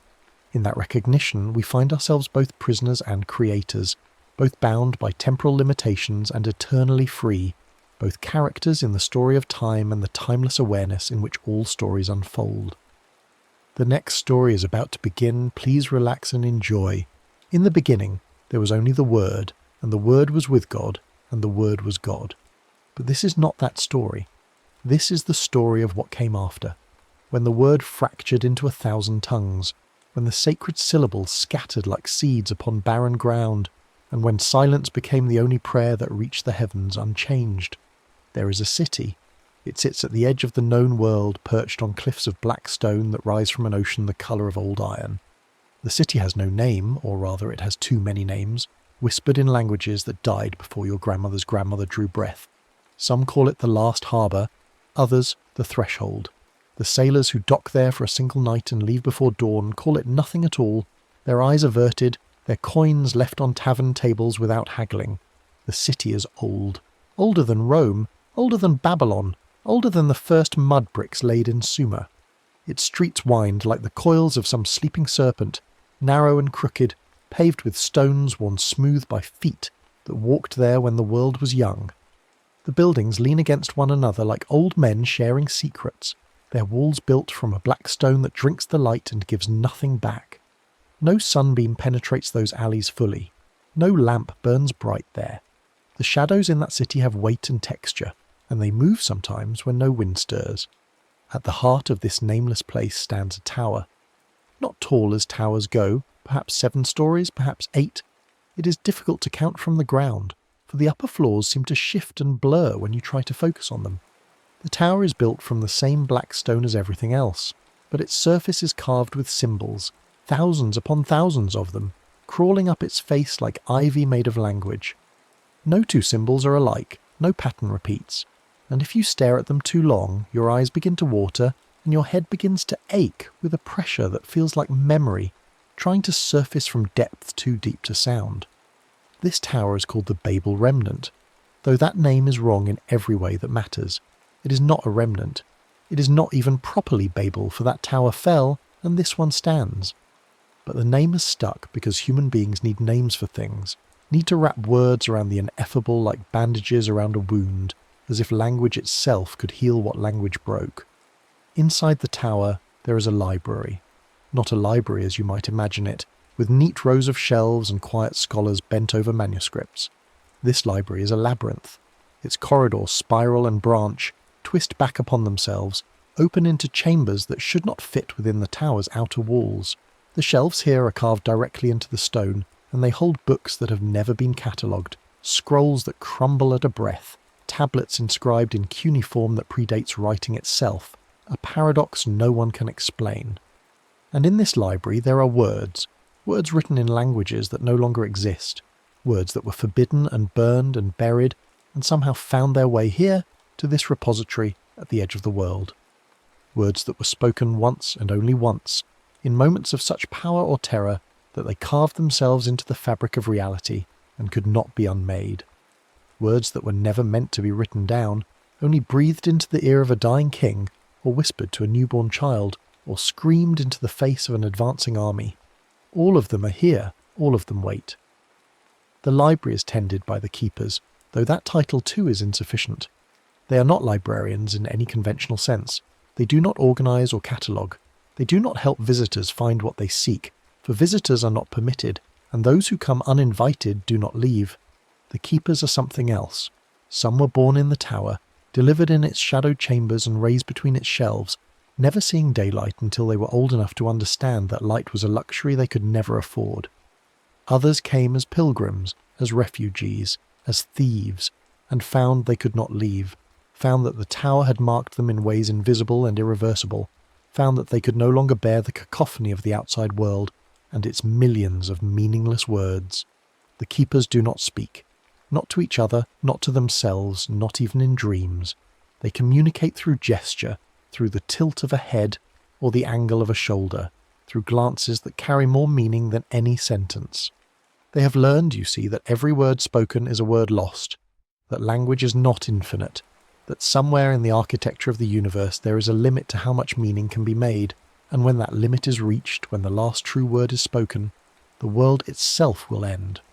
Not with fire or flood, but with silence, perfect and eternal silence, in which nothing can be named, and therefore nothing can. Among the keepers, there is one who is different. She came to the tower 7 years ago, though time moves strangely within those walls, and 7 years might be 7 decades or 7 days, depending on which corridor you walk and which books you pass. Her name was Miriam, though she has not spoken it since she arrived, and names unspoken have a way of fading like old ink on parchment left too long in sunlight. She was a linguist in the world outside, a scholar of dead languages, and she came to the city chasing a rumour of a text that should not exist, a fragment of pre-Sumerian script that supposedly contained the true name of God, not the name from any known tradition, but the name that preceded all traditions, the name that was spoken when the universe was sung into being, and that has been hidden ever since, broken into pieces and scattered across every language that ever was. She found the tower, or the tower found her. The distinction matters less than you might think, and when she passed through its door, which opened without her knocking, she felt something shift inside her skull, as if a key had turned in a lock she had not known was there. The door closed behind her, and she understood without being told that she would never speak again. The price of entry is silence. The price of knowledge is the surrender of the very tool by which knowledge is shared. It is a cruel bargain, but no one forced her to accept it. She walked forward anyway. For 7 years she has walked the corridors of the Babel remnant. For 7 years she has read texts in languages that existed for a single generation before plague or conquest, or time erased them from the world. She has traced her fingers over cuneiform pressed into clay by hands that turned to dust 3,000 years before Christ. She has deciphered hieroglyphs from a civilization that rose and fell between one ice age and the next, leaving nothing behind but these tablets, smuggled somehow across millennia to rest here in this impossible collection. And slowly, piece by piece, she has begun to see the pattern. The languages are not separate. They diverged, yes, splintered and mutated and evolved, but they share roots deeper than any linguist in the outside world has ever imagined. There are words that appear in every tongue, though their forms change and their meanings shift. Words for mother and water and death. Words for fear and fire and home. And beneath even these there are older words, words that seem to generate the others, words that are less vocabulary than they are keys, capable of unlocking other words, other meanings, as if language itself were a lock, and these ancient syllables the tumblers waiting to fall into place. She has found fragments of the name. She is certain of it now.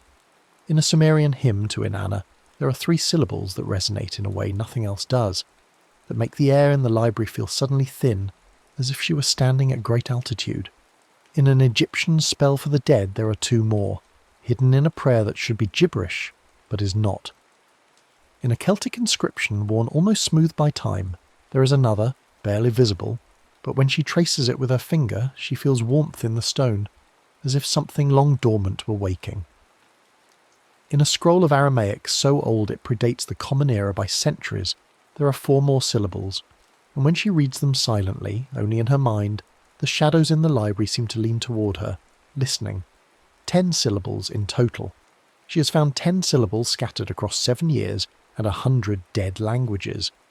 And she believes, though belief is a dangerous word in a place like this, that 10 is not the end, that there are more, that the name, when complete, will be perhaps 15 syllables, perhaps 20, perhaps more. She does not know what will happen when she speaks it. She cannot ask the other keepers, and they would not answer if she did. But she has begun to suspect that speaking the true name of God, the name that was broken at Babel and scattered to prevent its misuse, will do one of three things. It will remake the world, or it will unmake it, or it will do something worse, something for which there are no words, because the act itself will exist outside the boundaries of what language can contain. She does not know which outcome is correct. She does not know if any outcome is correct, but she has begun to dream in syllables she does not recognize, has begun to wake with her throat aching as if she has been screaming in her sleep, though she never breaks her silence. The other keepers have noticed. They watch her now with something that might be concern or might be anticipation. It is difficult to tell when no one speaks, when all communication happens in the space between gestures, in the wait of a glance or the hesitation before a step. And then one night, if it is night, for the tower has no windows and the lamps burn without oil and without dimming, she finds it. The final piece. It is in a book that should not exist, bound in leather that feels wrong to the touch, too warm, too pliant, as if it were skin rather than hide. The text inside is written in a language she's never seen before, and yet she can read it perfectly, as if the knowledge were being poured directly into her mind, without passing through her eyes at all. The book has no title, it has no author, it simply exists, and on its 13th page there are the remaining syllables, 5 of them, arranged in a pattern that makes her hands shake as she traces them. 15 syllables. The name is 15 syllables long. She writes them down in her own private notation, a cipher she invented years ago, and she carries the paper with her as she walks back through the labyrinth to the small chamber where she sleeps. She does not sleep that night. She sits cross-legged on the floor, the paper spread before her, and she stares at the symbols she has written, the culmination of 7 years of silence and searching. She could speak it, right now. She could open her mouth and let the syllables fall from her tongue, could speak the name that has been hidden since the foundations of the world were laid. But she hesitates, not out of fear, exactly, though fear is certainly present, coiled in her belly like a snake. She hesitates because she realizes she does not know why she has been searching. Was it scholarship?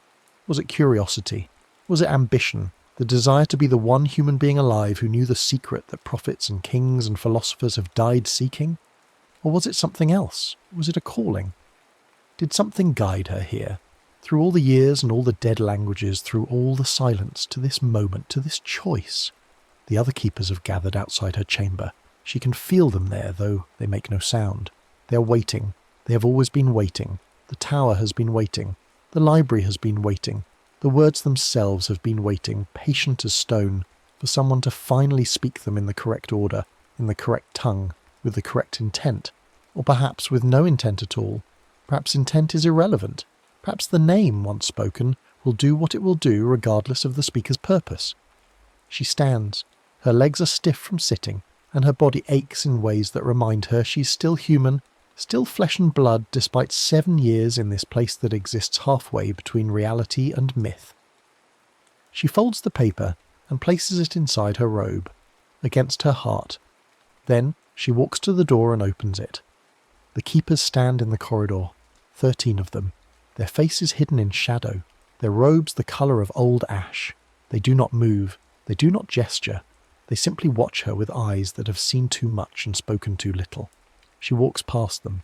They fall into step behind her, a silent procession moving through the labyrinth, through corridors lined with books in languages lost and languages yet to be born, through chambers where the walls are covered floor to ceiling with inscriptions in scripts that predate civilization itself. They climb stairs that spiral upward, higher and higher, toward the upper levels of the tower where even the keepers rarely go, where the air grows thin and strange and the stones seem to hum with a frequency just below the threshold of hearing. At last, they emerge onto the roof. The city spreads below them, black and tangled, and beyond it, the iron ocean stretches to a horizon lost in mist. The sky above is neither day nor night, but something in between, a perpetual twilight that is the natural state of this place. The wind here is cold and smells of salt and something older, something like the scent of a room that has been sealed for centuries and is suddenly opened. She stands at the edge of the roof, the keepers arranged in a semicircle behind her. She takes the paper from her robe and unfolds it. The syllables are there, waiting. 15 pieces of the oldest puzzle in the world. She has carried them this far. She has given 7 years of her voice to earn them, and now she must decide. If she speaks the name, what will happen? Will God answer? Will the heavens open? Will the universe fold in upon itself like a letter being sealed? Will time stop or reverse or splinter into 1,000 parallel streams? Will she be struck down, a mortal presuming to speak what no mortal should know? Or will nothing happen at all? Will the name be just another word, powerful once perhaps, but worn smooth by millennia, its edges dulled, its meaning lost? She does not know. She cannot know. That is the nature of this moment. It is a threshold, and thresholds are places of transformation, and transformation by definition means stepping into the unknown. She thinks of Babel, the original tower, the one that fell. She thinks of humanity speaking with one tongue, unified in purpose, building higher and higher, reaching toward the divine. She thinks of God, if such a being exists, looking down at that tower and feeling what? Fear, anger, pity. And she thinks of the scattering, the confusion of tongues, the sudden inability to understand one another, the fracturing of human unity into 1,000 shouting factions, each convinced of their own truth, none able to hear the others. Was it punishment, or was it mercy? Did God destroy the tower to keep humanity from reaching heights they were not ready for? Or did God destroy it to prevent humanity from speaking the one thing that should never be spoken? The name that contains within it the power to unmake creation itself? She does not know. But she has come too far to turn back now. 7 years of silence. 7 years of searching. 7 years of watching the other keepers move through their routines, tending books that no one reads, preserving words that no one speaks, maintaining a library at the end of the world for reasons even they may not fully understand. She did not come here to stop at the threshold. She came here to cross it. She opens her mouth. For 7 years she has not spoken.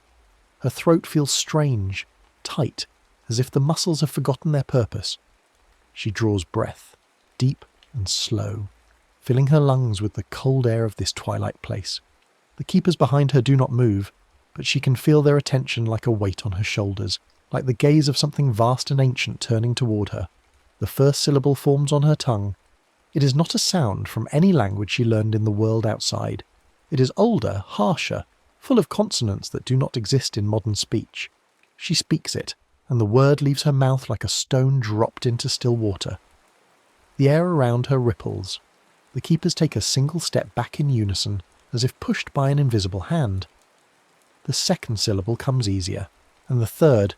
Each one is a key turning in a lock. Each one opens something that was closed, releases something that was bound. By the 5th syllable, the wind has stopped completely. The air is perfectly still, and yet she feels movement around her, as if great wings were beating just beyond the range of her vision. By the 8th syllable, the stones beneath her feet are warm, almost hot, and she can see light beginning to bleed from the cracks between them. Not the yellow light of lamps, but something else, something colourless and pure. The 10th syllable tears something open. She cannot see what, but she feels it, a rending in the fabric of the world, as if reality were cloth and her words were scissors. The 11th and 12th syllables pour through the opening like water through a broken dam, and she is no longer speaking of her own volition. The words are speaking themselves through her, using her voice as an instrument, and she is powerless to stop them even if she wanted to. The 13th syllable makes the tower shake. The 14th makes the ocean below surge upward, a wall of water rising toward the sky but never falling, suspended in an impossible wave that defies gravity and reason. And the 15th syllable, the final piece, the last fragment of the name that was broken at Babel and scattered across every tongue that ever spoke, the 15th syllable is not a word at all. It is silence. Not the absence of sound, but silence as a presence, as a force, as something that exists in opposition to noise, the way light exists in opposition to darkness. It is the silence that existed before the word was spoken, before creation began, the silence that will exist after the last star dies and the last particle of matter decays into nothing. It is the silence that God heard before deciding to speak, the silence into which the divine voice first sang the universe into being. And in that silence, Everything stops. The keepers freeze mid-breath. The wave hangs motionless in the air. The light bleeding from the stones goes still, neither brightening nor dimming. Time itself grinds to a halt, and she stands at the centre of it all, the only thing still capable of movement, the only thing still capable of thought. And then she hears it. A voice, not from outside, but from within, from the deepest part of herself, from a place she did not know existed. It is not speaking in words. It is speaking in something older than words, in the language that underlies all languages, the grammar of existence itself. And it is asking her a question. Why did you speak my name? She tries to answer, but she has no voice anymore. The 15 syllables have taken it, burned it away like fog in sunlight. She can only think her response, can only offer it up like a prayer, and hope that it is heard. Because I needed to know. Because 7 years of silence demanded to be broken. Because I am human, and humans are creatures of language, and language is how we understand the world, how we make meaning from chaos, how we touch the divine. I spoke your name because not speaking it felt like a betrayal of everything I am, everything we are. The voice does not respond immediately. The silence stretches, longer than any silence should be able to stretch, until she begins to wonder if time has stopped permanently, if she will be trapped here forever at this threshold, neither in the world nor out of it, neither speaking nor silent. And then the voice says, "You have remade nothing. You have unmade nothing. You have simply remembered what was always true. Language is not power. Silence is not weakness. The name is not magic. It is simply a name. And names, in the end, are just sounds we make to feel less alone in the dark. The world begins to move again. Slowly at first, then faster, then all at once. The wave crashes down upon the ocean, sending up spray that catches what little light exists and scatters it like diamonds. The keepers release their held breath and take another, their faces turning toward her with expressions she cannot read. The stones beneath her feet cool and the light fades from the cracks until only the usual gloom remains. She is still standing, she is still alive, and she still knows the name. 15 syllables, the true name of God. But now she understands that knowing it changes nothing. The world is the same, the tower is the same, she is the same. The only thing that has changed is her, and even that change is subtle, invisible, a shift in perspective rather than substance. The keepers approach her. One of them, the eldest, reaches out and touches her shoulder. The touch is gentle, almost tender, and in that touch she understands. They all know the name. Every keeper in this tower, every silent guardian of dead languages, they have all found it at some point in their tenure. They have all spoken it, each in their own time, each in their own way, and they have all come to the same realization she has just reached. The name is not the point. The search is the point. The years of silence, of study, of moving through corridors lined with the ghosts of languages lost and forgotten. That is the point. The name is just the destination, and destinations are never as important as the journey taken to reach them.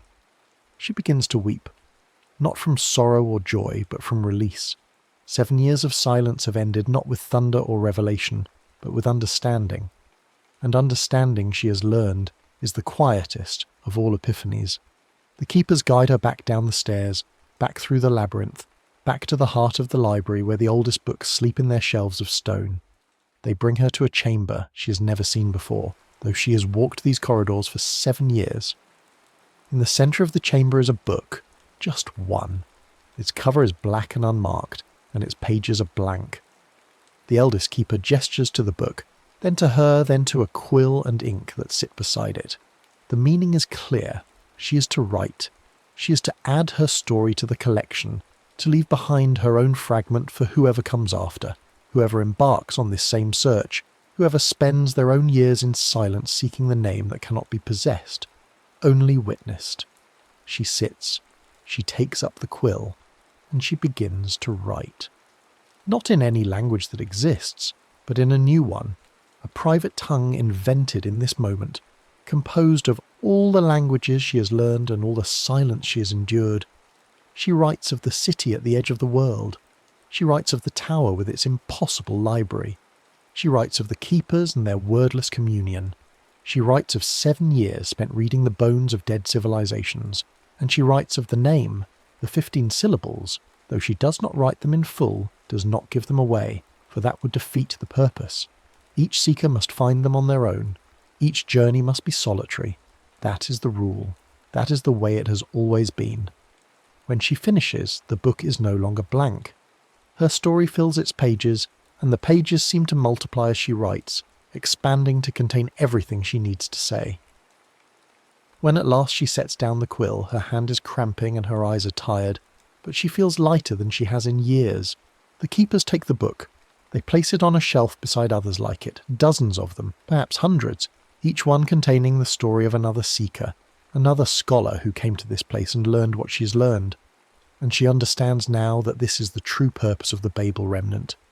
Not to preserve languages, not to hide the name of God, but to teach this one lesson over and over to each generation that comes seeking answers. The answer is there is no answer. There is only the search, and the search is enough. She does not leave the tower. She cannot leave. Not because the door is locked, or because the keepers prevent her, but because she has nowhere else to go. The world outside, with its cacophony of voices and its millions of meaningless words, holds no appeal anymore. She has learned to love the silence. She has learned to hear what cannot be spoken. So she stays. She becomes one of the keepers in truth, not just in practice. She tends the library. She walks the corridors. She reads the texts that no one else will read. And when new seekers come, as they always do, drawn by rumours and legends and an ache they cannot name, she watches them from the shadows. She sees herself in their hungry eyes, in their desperate need to know, to understand, to pierce the veil. And she knows that each of them, in time, will find what they are looking for, and each of them, in time, will learn that what they are looking for was never the destination. It was always the journey. It was always the silence. It was always the space between words where meaning lives and breathes and waits to be discovered. The tower stands, the library endures, the words sleep in their stone cradles, and the keepers move through the shadows like ghosts, tending a collection that no one will ever complete, preserving knowledge that no one will ever fully possess. And somewhere in the depths of the labyrinth, in a book with a black cover and blank pages that are no longer blank, her story waits. 15 syllables hidden in a private language, a name that is not a name, a truth that is not a truth. And above it all, in the twilight sky above the city at the edge of the world, something that might be God and might be nothing at all, watches with eyes older than time and thinks thoughts that no language could ever contain.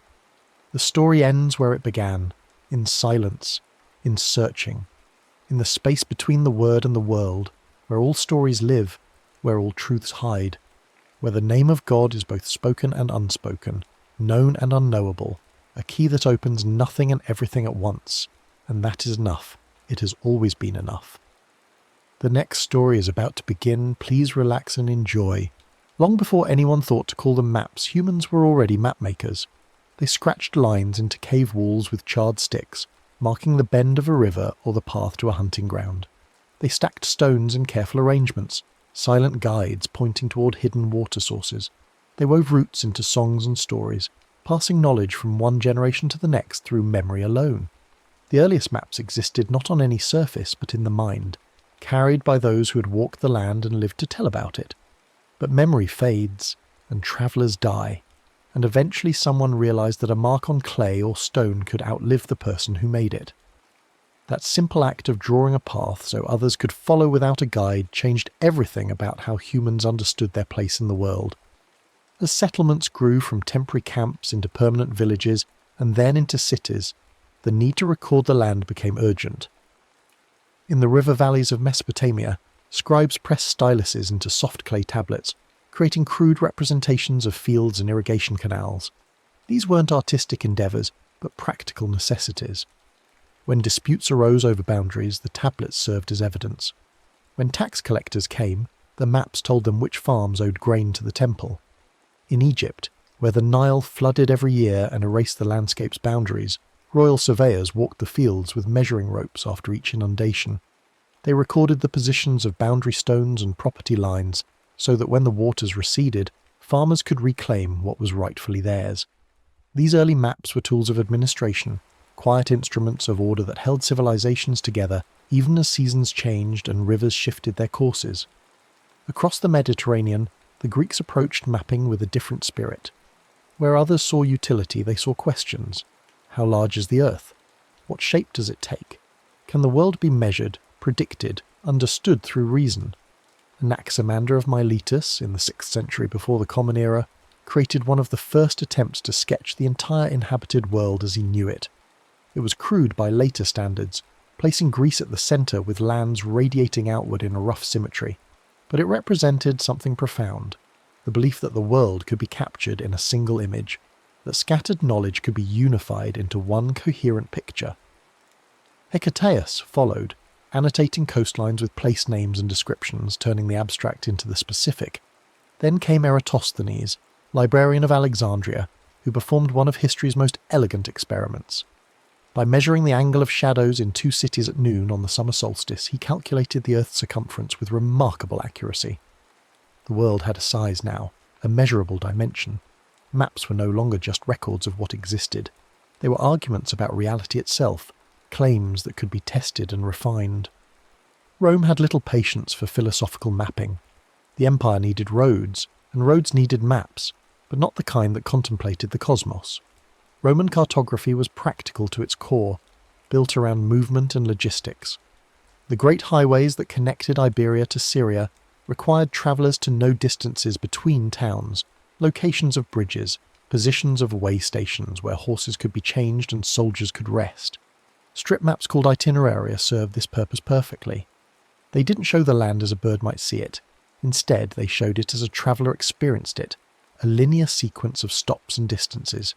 10 miles to the next fountain, 15 miles to the garrison, 20 miles to the crossroads. These maps weren't beautiful, but they were useful, and their usefulness made the empire function. Messages travelled faster when messengers knew exactly where to go. Armies marched with greater certainty when commanders could calculate arrival times. Grain moved from farm to city along predictable routes. The maps didn't just describe the empire, they helped create it, turning scattered territories into a connected system. In Alexandria, as Rome's power grew, a scholar named Claudius Ptolemy gathered everything the ancient world knew about geography and tried to systematize it. He collected astronomical observations, traveller reports, and estimated distances, then did something revolutionary. He placed everything on a coordinate grid. Latitude lines ran east to west, measured by the height of the sun or stars. Longitude lines ran north to south, though measuring them remained problematic without accurate clocks. Ptolemy's Geographia wasn't just a list of places, it was a method, a technique for projecting the curved surface of a sphere onto the flat page of a book. His instructions for creating maps from coordinates meant that even if all physical maps were lost, future cartographers could recreate them from his tables of numbers. When the Western Roman Empire collapsed and much ancient learning disappeared, Ptolemy's work survived in Byzantine and later Islamic libraries. Centuries passed. Then, as European scholarship revived in the late medieval period, translators rediscovered his text. The grid returned, and with it a new way of thinking about location, as something that could be precisely specified, universally understood, and mathematically transformed. But not all medieval mapping followed Ptolemy's mathematical path. In Christian Europe, large decorative world maps called Mappae Mundi served spiritual rather than navigational purposes. These maps placed Jerusalem at the centre of the world, surrounded by continents arranged according to theological rather than geographical logic. East appeared at the top, where paradise was thought to lie. Monsters and marvels filled the distant edges.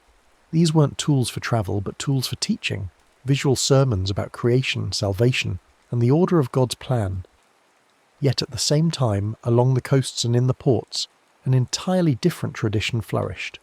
Portolan charts, created by and for mariners, showed coastlines with remarkable accuracy. They were covered with compass roses and rum lines radiating in all directions, creating intricate webs that helped pilots plot courses. These charts mentioned nothing of theology. They cared only about harbours, headlands, and hazards.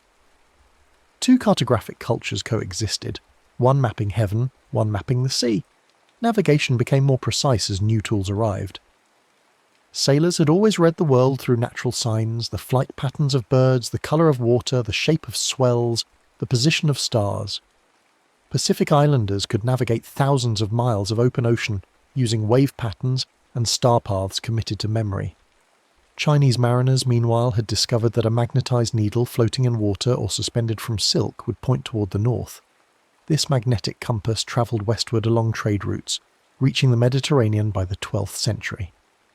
Combined with Portolan techniques and astronomical observation, it gave sailors unprecedented confidence in their ability to maintain a course even when land disappeared from view. Direction became something you could hold in your hand, a tool rather than a guess. The compass arrived just as European mariners began pushing beyond familiar waters.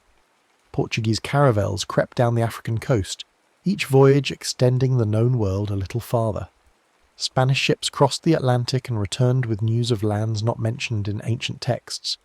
Mapmakers scrambled to incorporate these discoveries, redrawing coastlines that had been stable for centuries. Each new voyage generated new maps, and each new map sparked new voyages. The world was literally expanding on paper, as continents that had developed in isolation suddenly appeared on each other's charts. The consequences rippled outward in every direction. Trade routes shifted, empires formed, languages spread, peoples collided. The map didn't just record these changes, it enabled them, giving navigators the confidence to sail into the unknown and the means to return home. In 1569, a Flemish geographer and engraver named Gerardus Mercator created a world map that would influence navigation for centuries. His innovation was mathematical. He designed a projection that stretched the globe in such a way that any straight line drawn on the map represented a constant compass bearing. For sailors, this was transformative. Instead of constantly recalculating courses as they sailed, they could plot a straight line from origin to destination, read off the bearing, and follow it. The technique worked brilliantly for navigation, but it came with a cost. To keep compass lines straight, Mercator had to distort areas, especially near the poles. Greenland appeared almost as large as Africa, though in reality Africa is 14 times bigger. Antarctica stretched into an impossibly vast white bar across the bottom. The distortion was honest. Mercator never claimed his projection-preserved area, but as his map became standard in classrooms and atlases, its inflated northern regions shaped perceptions. What the map preserved for sailors, it warped for everyone else, and that warping carried subtle implications about which parts of the world mattered most. The problem of longitude haunted mariners for centuries. While latitude could be measured relatively easily by observing the sun or stars, determining east-west position required knowing the exact time at a reference location. Clocks existed, but they were useless at sea, thrown off by temperature changes and the ship's motion. Ships could sail into the correct latitude and then turn east or west, hoping to hit their target, but countless vessels missed islands by miles and ran out of supplies in empty ocean. The British government eventually offered a substantial prize for a practical solution. John Harrison, a self-taught clockmaker, spent decades perfecting a marine chronometer that could keep accurate time through storms and tropical heat. His invention worked. By comparing local noon, when the sun reached its highest point, with the time shown on a clock set to the reference meridian, a navigator could calculate longitude. The ocean had coordinates now, invisible lines that nevertheless could be found and followed. On land, cartographers faced their own challenges. Countries wanted accurate maps for taxation, military planning and development, but surveying vast territories required new methods. The solution was triangulation. Surveyors would measure one baseline with great precision, then use it as the foundation for a network of triangles covering the landscape. By measuring angles between landmarks from different positions and applying trigonometry, they could calculate distances without physically measuring them. The Cassini family spent 4 generations mapping France this way. The British Ordnance Survey systematically covered every corner of Great Britain and Ireland. In India, the Great Trigonometrical Survey stretched across the subcontinent, eventually measuring the height of Himalayan peaks. Borders that had once been vague zones became precise lines. Tax assessors could calculate areas exactly. Military planners could study terrain without visiting it. The grid of triangulation settled into the landscape, and the maps it produced became legal facts, boundaries that governments would defend and courts would enforce. As surveying techniques matured, cartographers began asking not just where things were, but why they were there. In 1854, during a cholera outbreak in London, Physician John Snow plotted cases on a street map and noticed they clustered around a particular water pump on Broad Street. When the pump handle was removed, the outbreak ended. Snow's map didn't just show disease, it revealed causation, turning geography into epidemiology. Around the same time, Charles Joseph Maynard created a flow map showing Napoleon's 1812 invasion of Russia. The width of the line represented the size of the army, narrowing as soldiers died from cold, hunger and combat. Temperature was plotted below, showing the brutal conditions during the retreat. The map told a story of catastrophic loss with devastating clarity, compressing a military disaster into a single powerful image. Others mapped rainfall, soil types, crop yields, population density, voting patterns, language distributions. Thematic mapping turned the map from a tool for finding places into a tool for understanding patterns, for answering not just where, but why there, and what does it mean. The Industrial Revolution accelerated the transformation of landscape into data. Railways connected cities, and railway companies produced maps that warped distance to reflect travel time rather than geographic scale.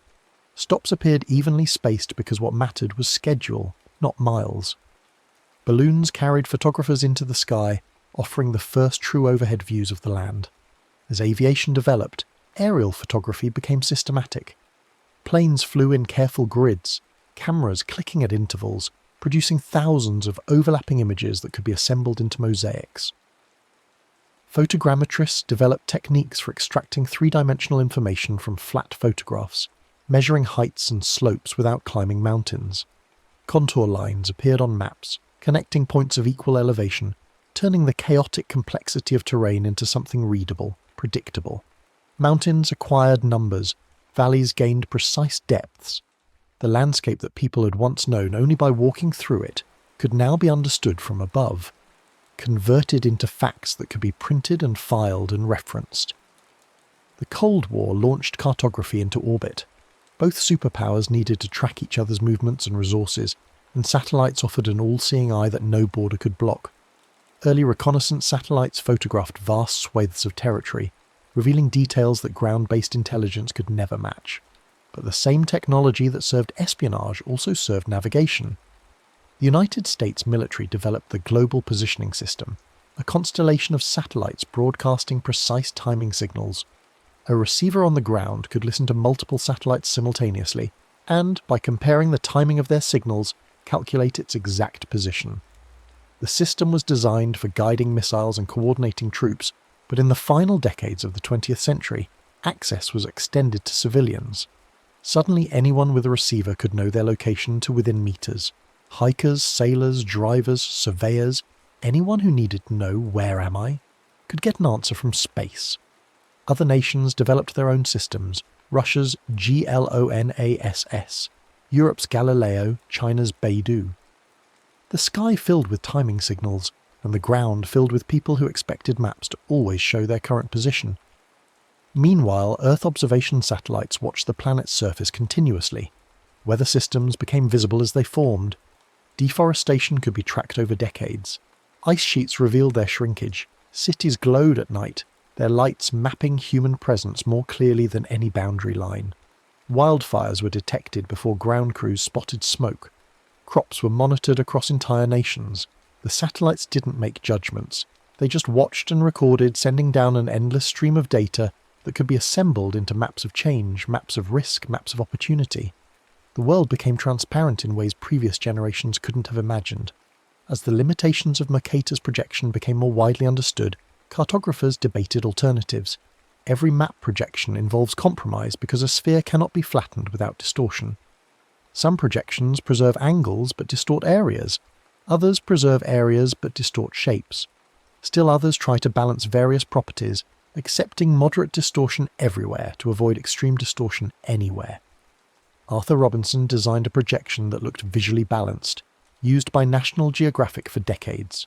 The Winkel triple minimized overall distortion through a different compromise. John Paul Good created an interrupted projection that split the oceans to keep continental shapes more accurate. Slowly, classroom walls and atlas pages began to show alternatives to Mercator. The choice of projection came to be understood not as a technical detail, but as a decision with implications. What do you want your map to show accurately? What are you willing to distort, and what worldview does that choice reinforce? But projection debates were only part of a larger conversation about whose perspectives maps represented. European colonial powers had drawn boundaries across Africa, Asia, and the Americas, often in distant conference rooms without consulting people who lived on the land. Straight lines sliced through regions where rivers and mountains had long served as natural divisions, where ethnic groups had established territories over centuries.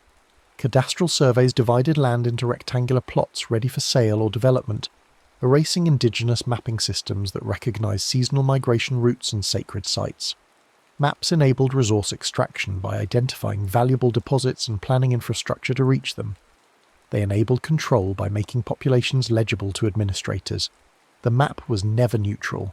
Every map reflected the interests and assumptions of its makers, and many people found themselves erased from official cartography, their place names replaced, their routes ignored, their territories claimed by lines they had no part in drawing.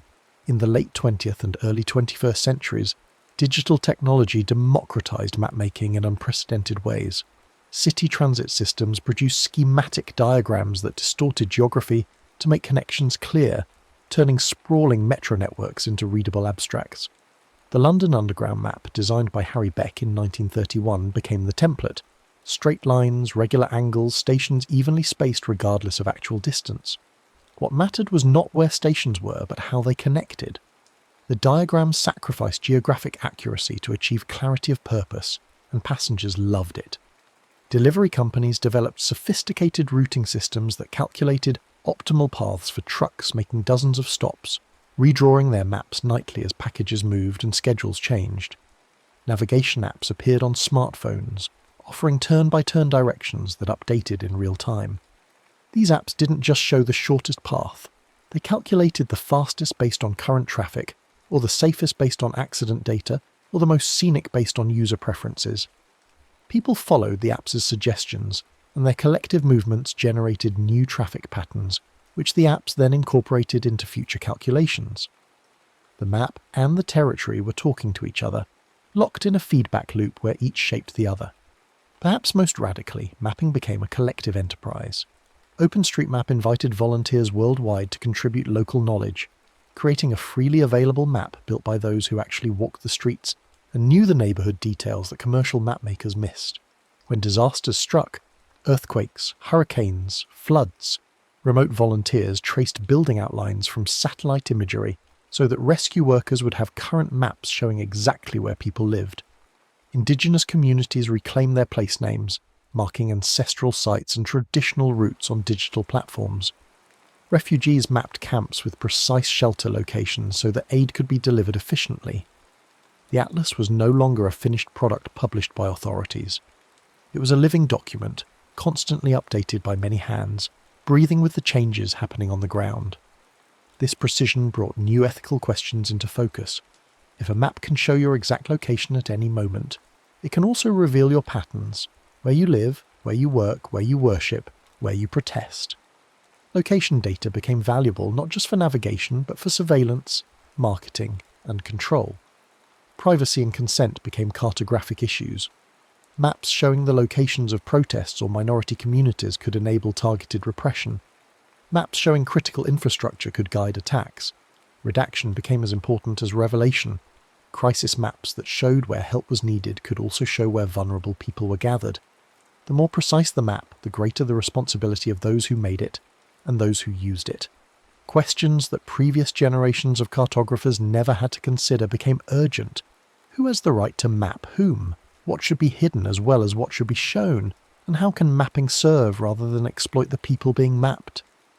Through all these transformations, one image persisted across centuries. The compass rose.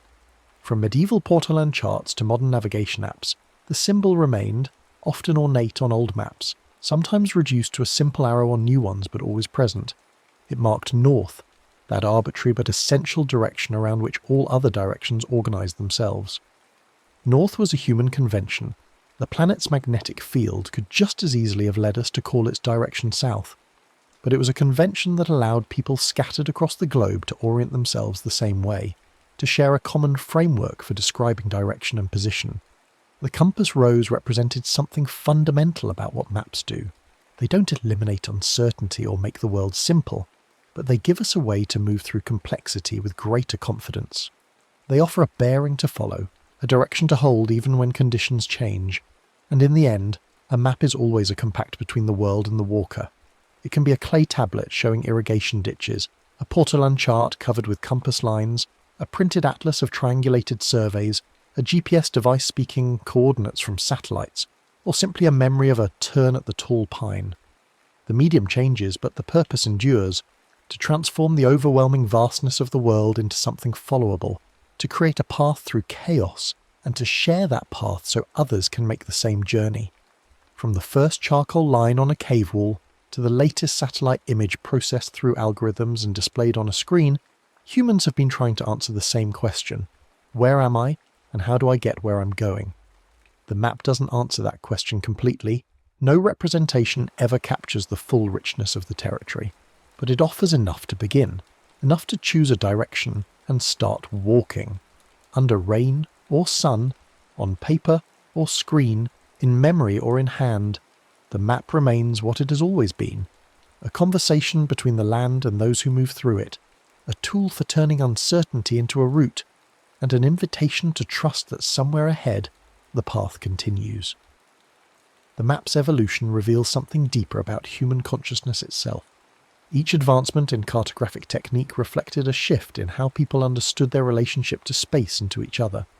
When maps were oral traditions passed through stories and songs, geographic knowledge belonged to the community and changed with each telling.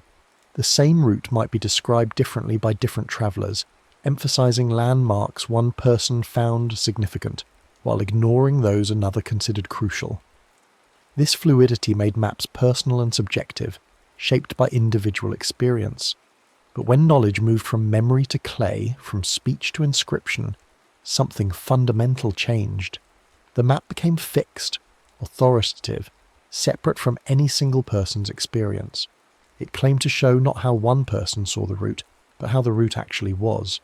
This shift from subjective to objective mapping paralleled humanity's broader move toward written law, recorded history, and institutional knowledge. The world became something that could be known independently of direct experience, referenced and verified, argued over with evidence rather than memory. Consider what happens when a surveyor measures a mountain's height. Before the measurement, people who lived near the mountain knew it through intimate daily contact. They knew which slopes caught morning sun, where snow lingered longest, which paths were treacherous in rain. The mountain existed for them as a collection of experiences, dangers, and opportunities. But when the surveyor climbs to its peak with instruments and declares the mountain to be precisely 8,000 metres high, that number begins to replace lived knowledge. The mountain enters a catalogue, becomes comparable to other peaks, gets ranked and categorised. It can be known by people who have never seen it. This isn't to say measurement is wrong. The number is useful, true in its own way. But something is lost in translation. The map captures certain aspects of reality while necessarily ignoring others, and over time people begin to think the captured aspects are all that matter. The unmapped dimensions of experience fade from collective awareness. Throughout history, the introduction of new mapping technologies has repeatedly disrupted existing power structures before consolidating new ones. When the printing press made maps reproducible, geographic knowledge that had been guarded by elite navigators and royal cartographers suddenly became available to anyone who could afford a printed atlas. Merchants could plan their own trade routes without relying on guild secrets. Explorers could study coastlines without serving established powers. But this democratization proved temporary. As commercial map publishers grew wealthy and influential, they became the new gatekeepers, deciding which places deserved detailed coverage and which could be left blank. Their choices reflected market demand, which in turn reflected the interests of those with money to spend on maps. Poor neighbourhoods might be mapped crudely or not at all, while wealthy districts received meticulous attention. Colonies were often better mapped than the metropole's own working-class areas, because colonial maps served economic exploitation, while mapping poverty served no obvious profit. The digital revolution seemed to promise true democratization. With GPS technology and satellite imagery freely available, with platforms allowing anyone to contribute geographic data, it appeared that mapping might finally escape elite control. To some extent, this happened. Volunteers mapped remote villages that commercial cartographers had ignored. Activists documented environmental destruction that governments preferred to hide. Communities reclaimed indigenous place names erased by colonizers. But new concentrations of power emerged. The companies that processed satellite data, ran the mapping platforms, and sold navigation services accumulated unprecedented geographic knowledge about human behaviour. They knew not just where roads went, but where people actually drove, not just where businesses existed, but which ones people visited and when. This knowledge, aggregated across billions of users, became enormously valuable for advertising, urban planning, political campaigns, and social control. The map had always been an instrument of power, but now it was also a surveillance device, tracking movements that previous generations would have considered private. Maps also shape imagination in ways their makers rarely intend. A child growing up with a standard Mercator projection absorbs certain assumptions, that northern regions are vast and important, that straight lines represent natural boundaries, that the world is fundamentally organised into nation-states coloured in distinct blocks. These assumptions feel like common sense because they're reinforced every time the child looks at a map.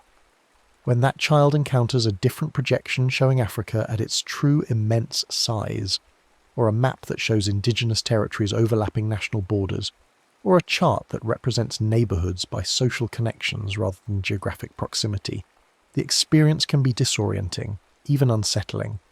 The familiar map isn't wrong exactly, but it isn't the only way to see the world, and recognising this multiplicity requires a kind of mental flexibility that standard education doesn't always encourage. Some educators have begun teaching map literacy explicitly, asking students to compare projections, question why particular features are emphasised, and consider whose perspective a given map represents. This approach treats maps not as transparent windows onto reality, but as constructed arguments that can be analysed and critiqued.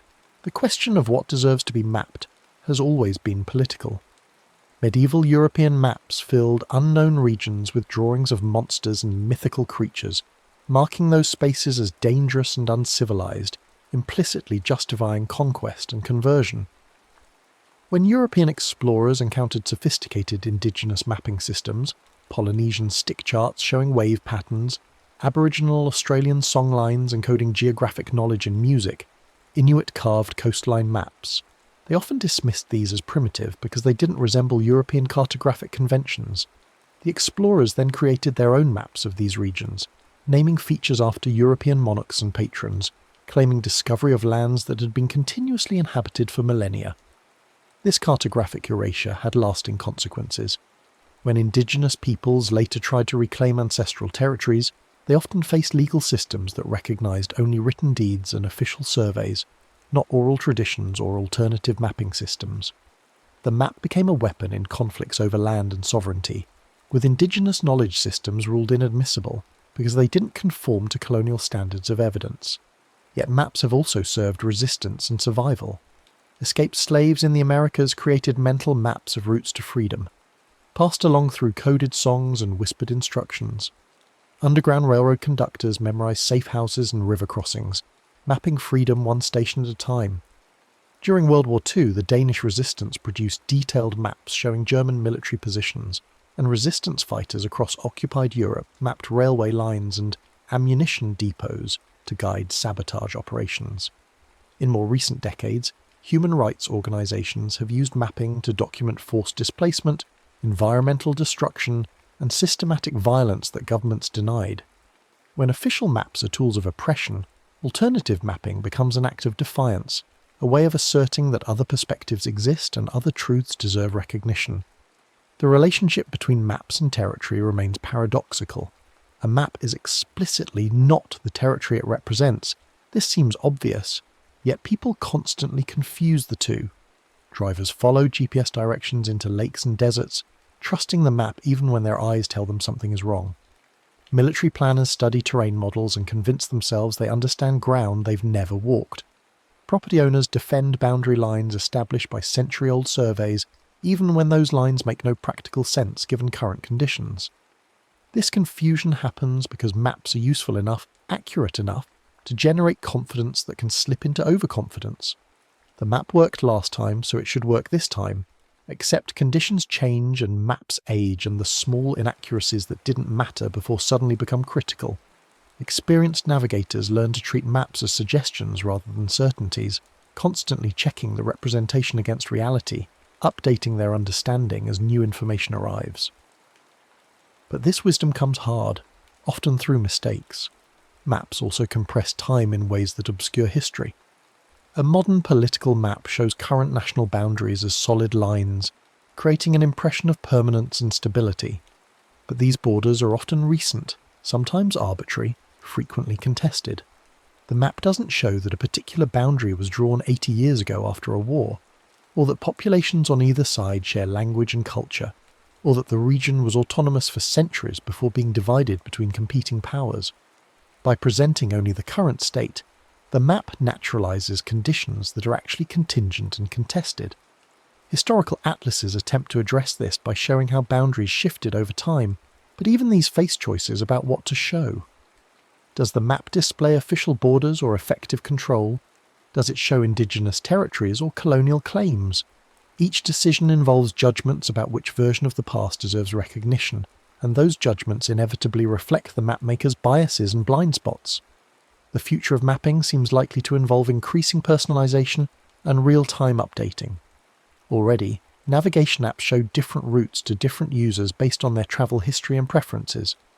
Augmented reality systems overlay digital information onto physical space, allowing users to see through buildings to visualize subway lines, or look at a restaurant and see reviews floating in their field of vision, or point their phone at a mountain and see its name and elevation appear on screen. These technologies promise convenience and enhanced understanding, but they also raise questions about filter bubbles and mediated experience. If everyone sees a personalized map showing slightly different information, do they still share a common geographic reality? If people experience the city primarily through digital overlays that highlight certain businesses and hide others, whose interest does that serve? The map has always mediated between human and environment, but as that mediation becomes more sophisticated and less visible, its influence grows harder to recognize and harder to resist. Despite all these complexities and concerns, the fundamental human need that maps address remains constant. We are animals that move through space but lack the instincts that guide migrating birds or salmon returning to natal streams. We must learn our environment, and we must share that learning with others who haven't yet walked the paths we've discovered. Maps, in their endless variety, serve this essential function. They allow knowledge to accumulate across generations, building on what came before rather than starting over with each life. They turn private discovery into public resource. They make the world legible, navigable, discussable. When mapping works well, it enhances human capability without diminishing human judgment, providing information that aids decision-making without making the decisions themselves. When it works poorly, it constrains imagination, reinforces inequality, and substitutes false certainty for genuine understanding.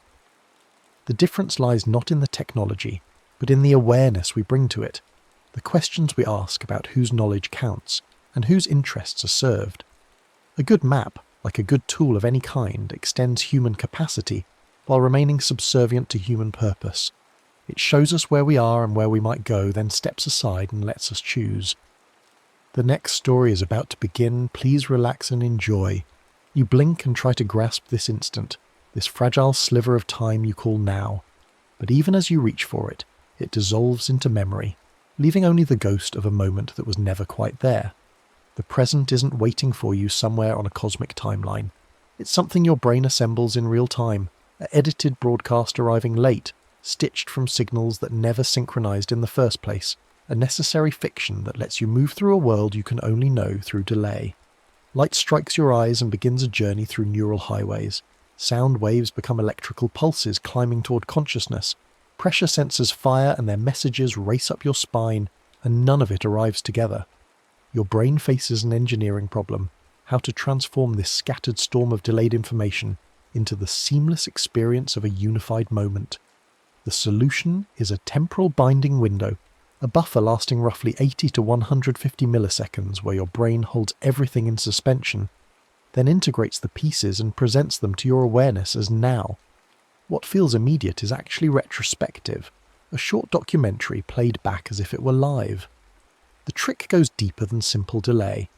Your brain rewrites the past based on information that arrives afterward, a phenomenon called post-diction, where your experience of what just happened gets revised by events that come later. In the flash lag effect, a moving object and a stationary flash occur at the same physical moment, but you perceive the moving object ahead of where it actually was because your brain compensates for processing lag by predicting where it should be. In Colorify, two different coloured dots flash in sequence, and your brain invents smooth motion between them, creating intermediate positions and sometimes colours that never existed. When you first glance at a clock, the second hand seems to freeze for longer than a second, your brain backfilling the moment of eye movement with the image that arrived after. Films can have audio-video mismatches up to 80 milliseconds and you won't notice because your binding window smooths them into unity. These aren't glitches, but glimpses of the construction rules, showing not where perception fails, but how it's built from the ground up. Your brain doesn't just assemble the past into present, it gambles on the future and calls that prediction now. This is predictive processing, where your brain continuously generates forecasts of what comes next and updates them when sensory data proves them wrong. What you experience isn't raw input, but your brain's best guess about reality, refined by error correction. Perception becomes controlled hallucination held in check by the world. Your motor system operates identically. When you reach for something, your brain issues the command and simultaneously predicts the sensory consequences, an efference copy compared against actual feedback to enable fluid correction. The present you inhabit contains a slice of near future your brain is already betting on, a probabilistic forecast woven so tightly into the moment that you can't detect the seam. The world feels stable despite constant motion because your brain smooths time with expectations, filling gaps with educated guesses before reality confirms or denies them. The prediction runs so deep it shapes everything from the mundane to the profound. When you walk downstairs in darkness, your foot expects each step based on the rhythm established by previous ones, and when a step is missing or arrives sooner than predicted, the jolt you feel isn't just physical but temporal, your brain's forecast colliding with reality. When you speak, you're already predicting what you'll say several words ahead, which is why speech errors often involve swapping sounds from future words into current ones, your prediction leaking into production. When you listen to music, your brain generates expectations about what notes will follow, based on patterns learned over a lifetime, and the pleasure or surprise you feel emerges from how reality confirms or violates those forecasts. Every moment you experience is partially constructed from moments that haven't happened yet, your brain reaching forward in time to pull the future into the present, creating an experience of now that's always already anticipating what comes next. This predictive machinery becomes visible when it breaks down or gets fooled. The rubber hand illusion demonstrates how prediction shapes body ownership. When someone strokes a rubber hand in sync with stroking your hidden real hand, your brain predicts the sensory consequences of the visual stroking, and within minutes begins to incorporate the rubber hand into your body schema, making you feel touch on a piece of latex. The sensation is so compelling that when the rubber hand is threatened with a knife, your stress response activates as if your actual body were in danger. The illusion reveals that your sense of embodiment, of where you end and the world begins, is a prediction constantly updated by sensory evidence. Even more unsettling, experiments where the stroking is done slightly ahead of the visual stimulus can make people feel that touch arrives before they see the cause, as if their brain is experiencing the future, though really it's just revealing how much temporal manipulation goes into constructing the feeling of nowness. The width and density of the present moment shift with your state. Fear and arousal stretch time not by speeding processing, but by increasing encoding density. You lay down richer memories that feel longer in retrospect. Novelty does the same, demanding attention and creating detailed records that make seconds feel thick and slow. Boredom collapses time. Fewer encoded details mean faster passage in hindsight, even as each second drags. Flow dissolves the boundary between you and activity. Self-monitoring vanishes. The gap between intention and action closes, and hours disappear because you stop constructing a separate observing self. Mind-wandering smears now across past and future, blending memory and prediction, until the present feels diffuse and stretched. Mindfulness thickens the felt moment by anchoring attention to immediate sensation, training you to notice the texture of the constructed present. The moment isn't fixed. It's elastic, tuned by emotion and attention, expanding and contracting based on what you're doing and how you're experiencing it. The elasticity of now shows up in countless everyday experiences that we rarely question. When you're waiting for important news, 5 minutes can feel like an hour because anxiety sharpens attention and you encode every passing second in fine detail. When you're absorbed in conversation or work you love, entire afternoons evaporate because you stop monitoring time's passage and your brain allocates fewer resources to building a sense of duration. The first time you drive a new route, it feels long because you're processing novelty and landmarks, but the return trip along the same road feels shorter because your brain compresses familiar patterns into efficient predictions. Children experience time as moving more slowly than adults do, not because their neural processing is actually faster, but because a higher proportion of their experiences are novel and attention-demanding, creating richer encoding that stretches subjective time. As you age and more of life becomes routine, time seems to accelerate because your brain devotes less processing to familiar patterns, creating sparser memories that collapse when recalled. This has implications for how you construct your life's narrative. The remembered duration of any period depends not on how long it lasted, but on how densely you encoded it. A weekend packed with new experiences will feel longer in memory than a month of routine, which is why people often feel their lives are speeding up as they settle into comfortable patterns. The antidote isn't necessarily to chase constant novelty, which brings its own exhaustion, but to recognize that the texture of your remembered life depends on the attention you pay to it. Deliberate variation, mindful presence, and engagement with experience all thicken the felt present and create richer memories that resist temporal compression. You can't add more hours to your days, but you can increase the experienced richness of the hours you have by manipulating the very mechanisms your brain uses to construct the feeling of time passing. Different cultures carve different presents from the flow of time.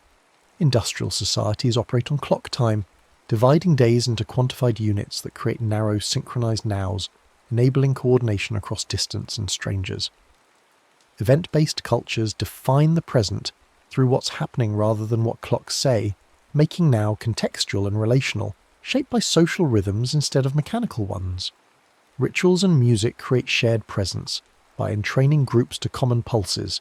When people sing or drum or march together, their bodies and attention lock into the same temporal pattern and they briefly inhabit the same constructed now. Language shapes how present gets narrated. Some verb structures emphasize ongoing process over discrete points, framing experience as continuous unfolding rather than snapshot sequences. There's no single human present, only cultural and individual pluralities, each a different way of stitching sensation, memory, and expectation into the feeling of now. The cultural shaping of time goes beyond simple differences in punctuality or pace.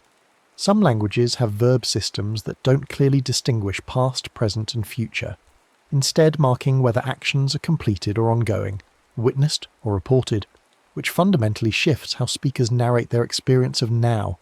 The Aymara people of the Andes conceptualize the future as behind them and the past as in front, reversing the spatial metaphor most Western languages use, which may reflect different ways of thinking about knowledge and presence. The past is visible and known, hence in front, while the future is unknown, hence behind. Aboriginal Australian cultures often organise time through cyclical patterns tied to land and season, rather than linear progression, creating presents that recur and echo rather than vanish into irretrievable past. These aren't merely linguistic curiosities, but evidence that the human brain's construction of now is flexible enough to scaffold radically different temporal experiences depending on cultural context. Even within a single culture, different social contexts demand different presents. The narrow, synchronized now of factory work or airport schedules contrasts sharply with the looser, event-oriented present of family gatherings or creative collaboration. The stretched attentional present required for meditation practice differs from the rapid switching present of social media scrolling. Professional musicians develop temporal processing that allows them to inhabit longer now windows, perceiving and manipulating musical phrases as unified gestures rather than sequences of discrete notes, while experienced surgeons develop presence calibrated to the microsecond precision needed for delicate procedures. Your brain doesn't construct a single present but multiple overlapping ones, each suited to different tasks and contexts, switching between them as needed, which means that asking, "How long is the present moment?" is like asking, "How long is a piece of string?" without specifying what you're measuring. Physics offers no objective present to anchor on. In relativity, simultaneity depends on the observer. Whether two events happen at the same time varies with your motion relative to them, making a universal now impossible. Some embrace the block universe where past, present, and future coexist in four-dimensional space-time, and our sense of moving through time is psychological artifact rather than cosmic feature. Thermodynamics gives time direction through increasing entropy, distinguishing past from future but privileging no particular instant as now. The present moment isn't fundamental to reality. It's something brains invented to solve the problem of acting in a world where information arrives late, but decisions must happen in real time. The disappearing now is functional tool, not metaphysical truth. The philosophical implications ripple outward in unsettling ways. If physics recognizes no privileged present, then in some sense all moments exist with equal reality, and the flow of time is an illusion generated by consciousness moving through a static four-dimensional structure. This isn't just abstract speculation. It follows from the mathematics of relativity, where space-time forms a unified block, and the division into past, present, and future depends entirely on the observer's frame of reference. What you call now is just the three-dimensional slice of space-time you're currently experiencing, but countless other nows exist with equal validity at different points along your world line and the world lines of others. The moving spotlight of consciousness that makes one moment feel special and present is a feature of minds, not of reality itself. Some physicists and philosophers find this conclusion unsettling and search for ways to restore the present's privileged status. They point to quantum mechanics, where the act of measurement seems to collapse possibilities into actualities, potentially providing a physical basis for the flow of time. They invoke the thermodynamic arrow, arguing that entropy increase gives time an objective direction, even if it doesn't single out a particular moment as now. They develop theories of presentism that try to reconcile our experience of a moving present with physics, arguing that only the present moment truly exists while past and future are abstractions. But these efforts often feel like retrofitting physics to match intuition rather than following where the evidence leads. The simpler explanation is that the present moment is a neurological construction, useful for creatures who need to navigate time but not reflecting any deep truth about time's fundamental nature. Living on delay has consequences that ripple through agency and identity. Neural activity associated with voluntary decisions begins several hundred milliseconds before conscious awareness of intention. Your brain initiates movement before you know about it, and what feels like free choice is narration after the fact. Consciousness telling stories about processes it didn't start. Memory adds another layer. Every recall reconsolidates and slightly rewrites based on current state, meaning what you call past is reconstructed narrative and what you call present includes freshly edited pieces of that past woven into the moment. The boundary between remembering and experiencing blurs.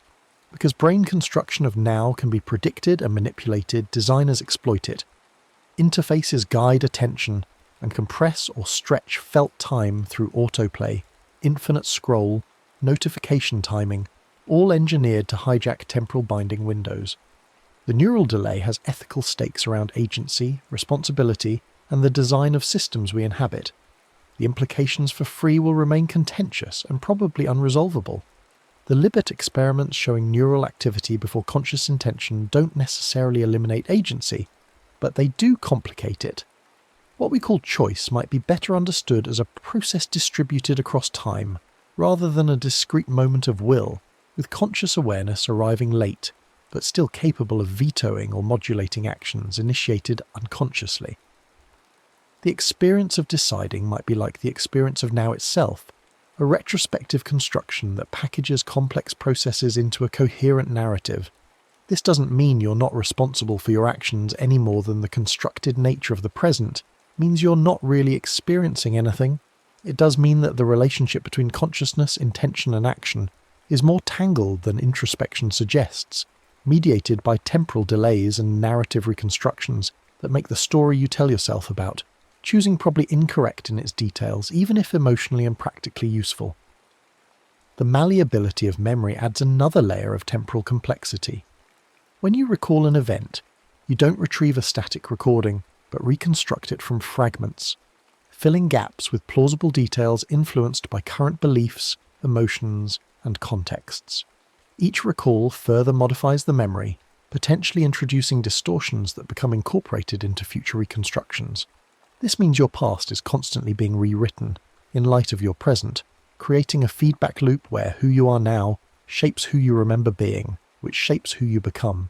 The narrative continuity that gives you a sense of stable identity across time is maintained by this constant editing process, which means the you who existed in the past is partially a fiction created by present you to make sense of fragmentary evidence. The present moment you inhabit is therefore constructed not just from delayed sensory signals, but from reconstructed memories that have been edited to fit current self-narratives. Technology has become increasingly sophisticated at manipulating felt time by exploiting the mechanisms of temporal binding and attention. Social media platforms use variable reward schedules and infinite scroll to collapse time into a continuous present tense, where hours disappear into algorithmic feeds designed to maximize engagement. Video games manipulate flow states and achievement rhythms to stretch or compress subjective duration. Streaming services eliminate natural stopping points and autoplay next episodes to prevent the temporal dislocation that might prompt disengagement. Notification systems are timed to create anticipation and interrupt flow, fragmenting attention into smaller windows that make sustained presence difficult. These aren't accidents, but deliberate design choices based on research into how brains construct temporal experience, treating your sense of now as a resource to be captured and monetized. The ethical implications deserve more attention than they receive. When systems are designed to hijack temporal processing, they're not just competing for attention, but reshaping the fundamental texture of lived experience. The fragmented, distracted, perpetually interrupted present, created by constant notifications and context switching, produces different qualities of consciousness than the sustained, absorbed presence enabled by protected time and attention. The compressed, urgent now of scrolling through crisis-amplifying news feeds generates different emotional states than the expanded, spacious present of long-form reading or contemplative practice. You can push back against these pressures, but doing so requires recognizing that your experience of time is constructed and therefore manipulable, both by external systems and by your own choices about where to direct attention and how to structure your environment.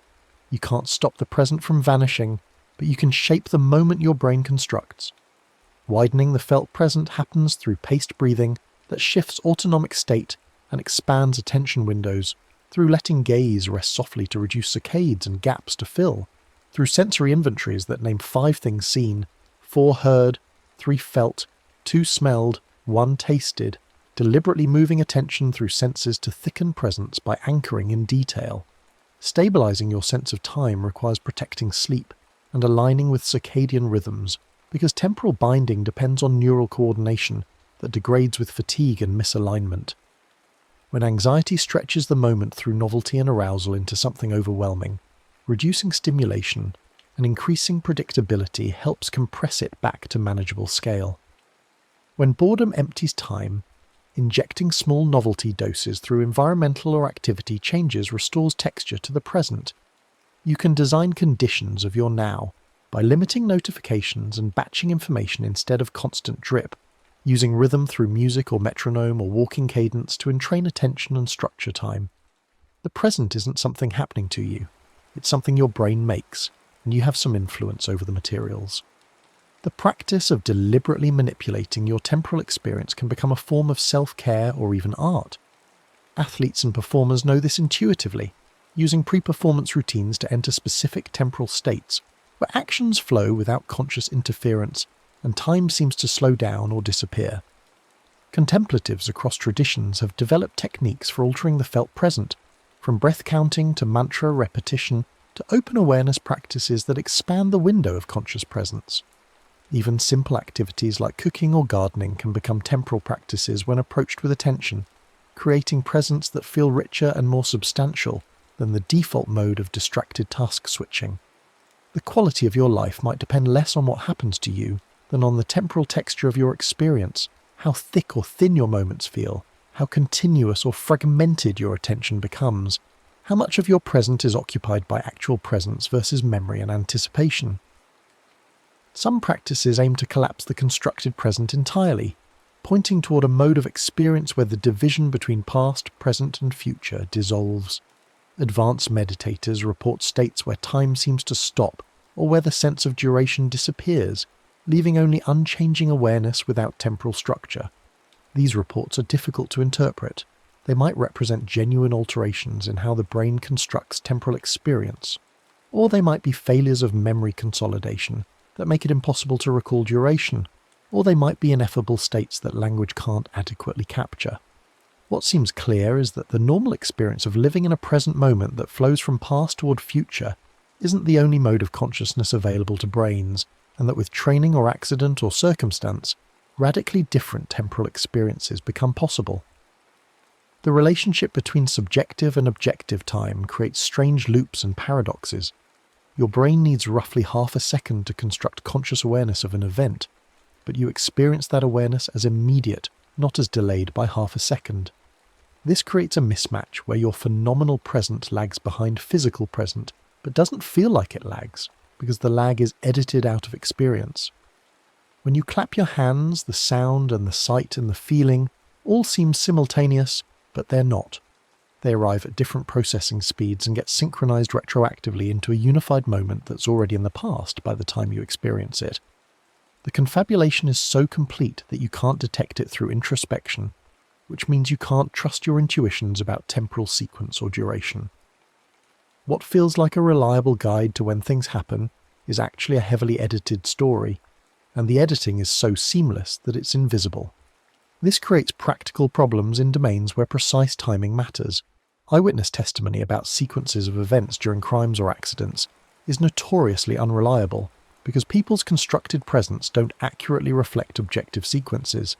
Athletes sometimes report that they saw the ball move before they swung, when in reality their brain initiated the swing before they were conscious of deciding to swing. Musicians playing together synchronize not to some shared objective beat, but to their individual predictions of where the beat should be, creating a collectively hallucinated present that's slightly ahead of the physical sounds. The temporal binding window means that what counts as the same moment spans a duration long enough for significant processing to occur, which creates ambiguities about causation and sequence that are smoothed over in experience but remain real underneath. The development of temporal processing across the lifespan adds another dimension to the story. Infants appear to live in a much narrower present than adults, with temporal binding windows that span perhaps only tens of milliseconds, which means their experience of now might be far more fragmented and less coherent than ours. As children develop, their temporal integration windows lengthen, allowing them to perceive longer sequences as unified events and to anticipate further into the future. Aging may reverse this process, with older adults sometimes showing reduced temporal integration that makes their present feel more fragmented or makes temporal sequences harder to track. Brain injuries or neurological conditions can dramatically alter temporal experience. Some stroke patients lose the ability to perceive motion and experience the world as a series of static snapshots, while others develop temporal sequencing problems that make it difficult to maintain a coherent sense of before and after. These variations reveal that there's no single normal present, but a range of possible temporal experiences depending on neural architecture and function. The present you inhabit is calibrated to your particular brain at this particular moment in this particular state, and small changes in neurochemistry or neural connectivity can shift the parameters of that present in noticeable ways. Drugs that affect dopamine or serotonin systems often alter temporal perception, making time seem to speed up or slow down or making the present feel expanded or contracted. Sleep deprivation fragments temporal binding and makes it harder to maintain extended attention. Even hunger or dehydration can shift the felt texture of now by changing the resources available for neural processing. Your experience of the present moment is therefore dependent on your body's state, in ways that are usually invisible but become obvious when something disrupts the normal operating parameters. The intersection of time perception and mental health deserves more recognition. Depression often involves a distorted relationship with time, where the present feels empty and stretched. The future seems foreclosed, and rumination locks attention on past failures, creating a temporal experience that's simultaneously stagnant and oppressive. Anxiety frequently manifests as temporal dysregulation, with the present moment feeling too thin and rushed, attention constantly pulled toward anticipated future threats, and the inability to rest in immediate experience. Trauma can fracture temporal continuity, creating intrusive memories that rupture the present and blur the boundary between past and now. Mania can compress time into a racing present where thoughts and actions outpace awareness, and the normal delays between intention and action disappear. These aren't just metaphorical descriptions, but reflect genuine alterations in how the brain constructs temporal experience, suggesting that mental health interventions should address not just thought content, but the temporal structure of consciousness itself. The second hand sweeps forward. The wave crests and collapses back into the sea. The breath leaves and the next hasn't arrived yet. In that gap you feel the edge of now, the border between what was and what will be, and you realize it's not a place where you can stand. The present is moving neural fiction, a story told by a brain needing to act in a world it can only know through delayed and scattered signals. It's necessary illusion, the only way biological creatures can stitch sensation into coherence, memory into identity, possibility into hope. We don't live in the present, we live in a model of the present. Our brains update faster than we notice, controlled hallucination refined by reality and shaped by attention, emotion, and expectation. If now is something we make, then the question isn't what time it is, but what kind of present we choose to build, what we attend to, what we predict, what we remember, and how we move through the gap between one breath and the next, in the space where the disappearing now keeps teaching us that even what feels most immediate was always already gone. The vanishing of the present moment isn't a problem to solve, but a condition to understand. You can't make now last any longer than it does, can't hold on to the instant as it slides into memory, can't prevent the future from becoming present and then immediately past. But you can change your relationship to this disappearing act by recognizing that what you call now was never the thing you thought it was, never a knife-edge instant of pure presence, but always a construction, always arriving late, always already edited.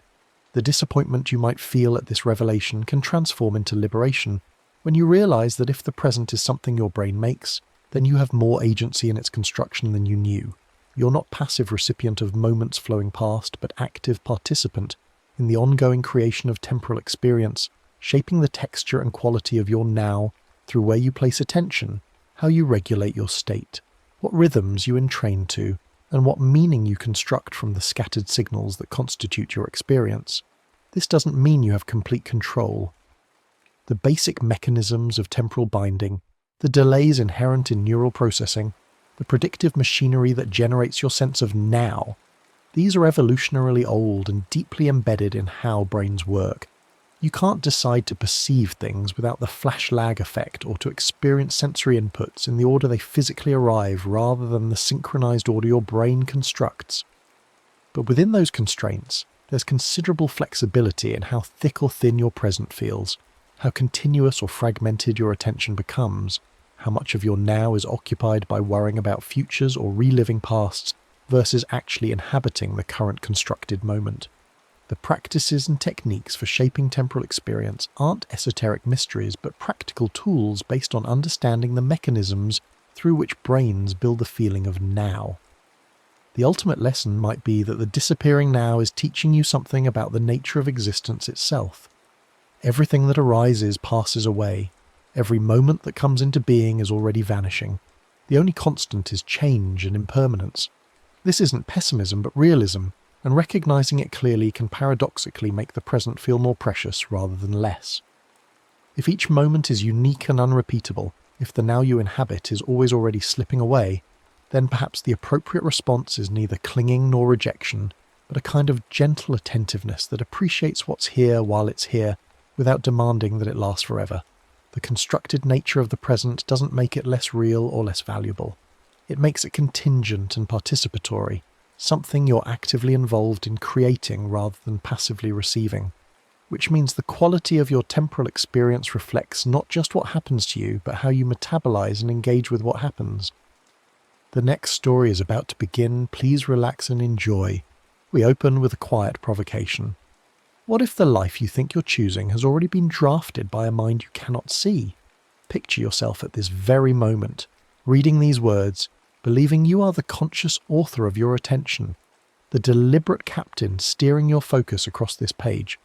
But what if, in the milliseconds before you turned your gaze here, in the hours before you decided to read, in the years before you became the kind of person who seeks this kind of understanding, something beneath awareness was already writing the script? What if there exists within you a second author, tireless and unseen, composing the choices you will call your own? This is the story of the second self, the subconscious system that anticipates, primes, and steers our choices before consciousness arrives to claim them. It is a story about time and authorship, about the strange truth that much of our life is pre-written, in processes that unfold beneath the threshold of awareness, sometimes in milliseconds, sometimes across years. We tend to imagine ourselves as singular beings, unified and sovereign, making decisions through pure deliberation and will. But the evidence from neuroscience, psychology, and lived experience suggests something more complex and more humbling. We are double-authored creatures, with one self writing in darkness and speed, and another reading those drafts in the light, mistaking interpretation for creation. Consider what happens in your brain when you make the simplest choice, reaching for a glass of water or deciding to stand. Classical neuroscience studies, beginning decades ago and refined through modern imaging, reveal something startling. Your brain initiates the movement before you experience the conscious intention to move. Readiness potentials, electrical signatures of motor preparation, appear in brain activity up to several seconds before you feel you have decided.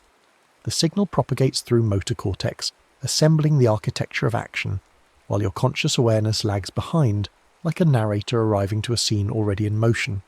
What you experience as decision, as the moment of choice, is actually a moment of recognition, of becoming aware of a process that has already begun.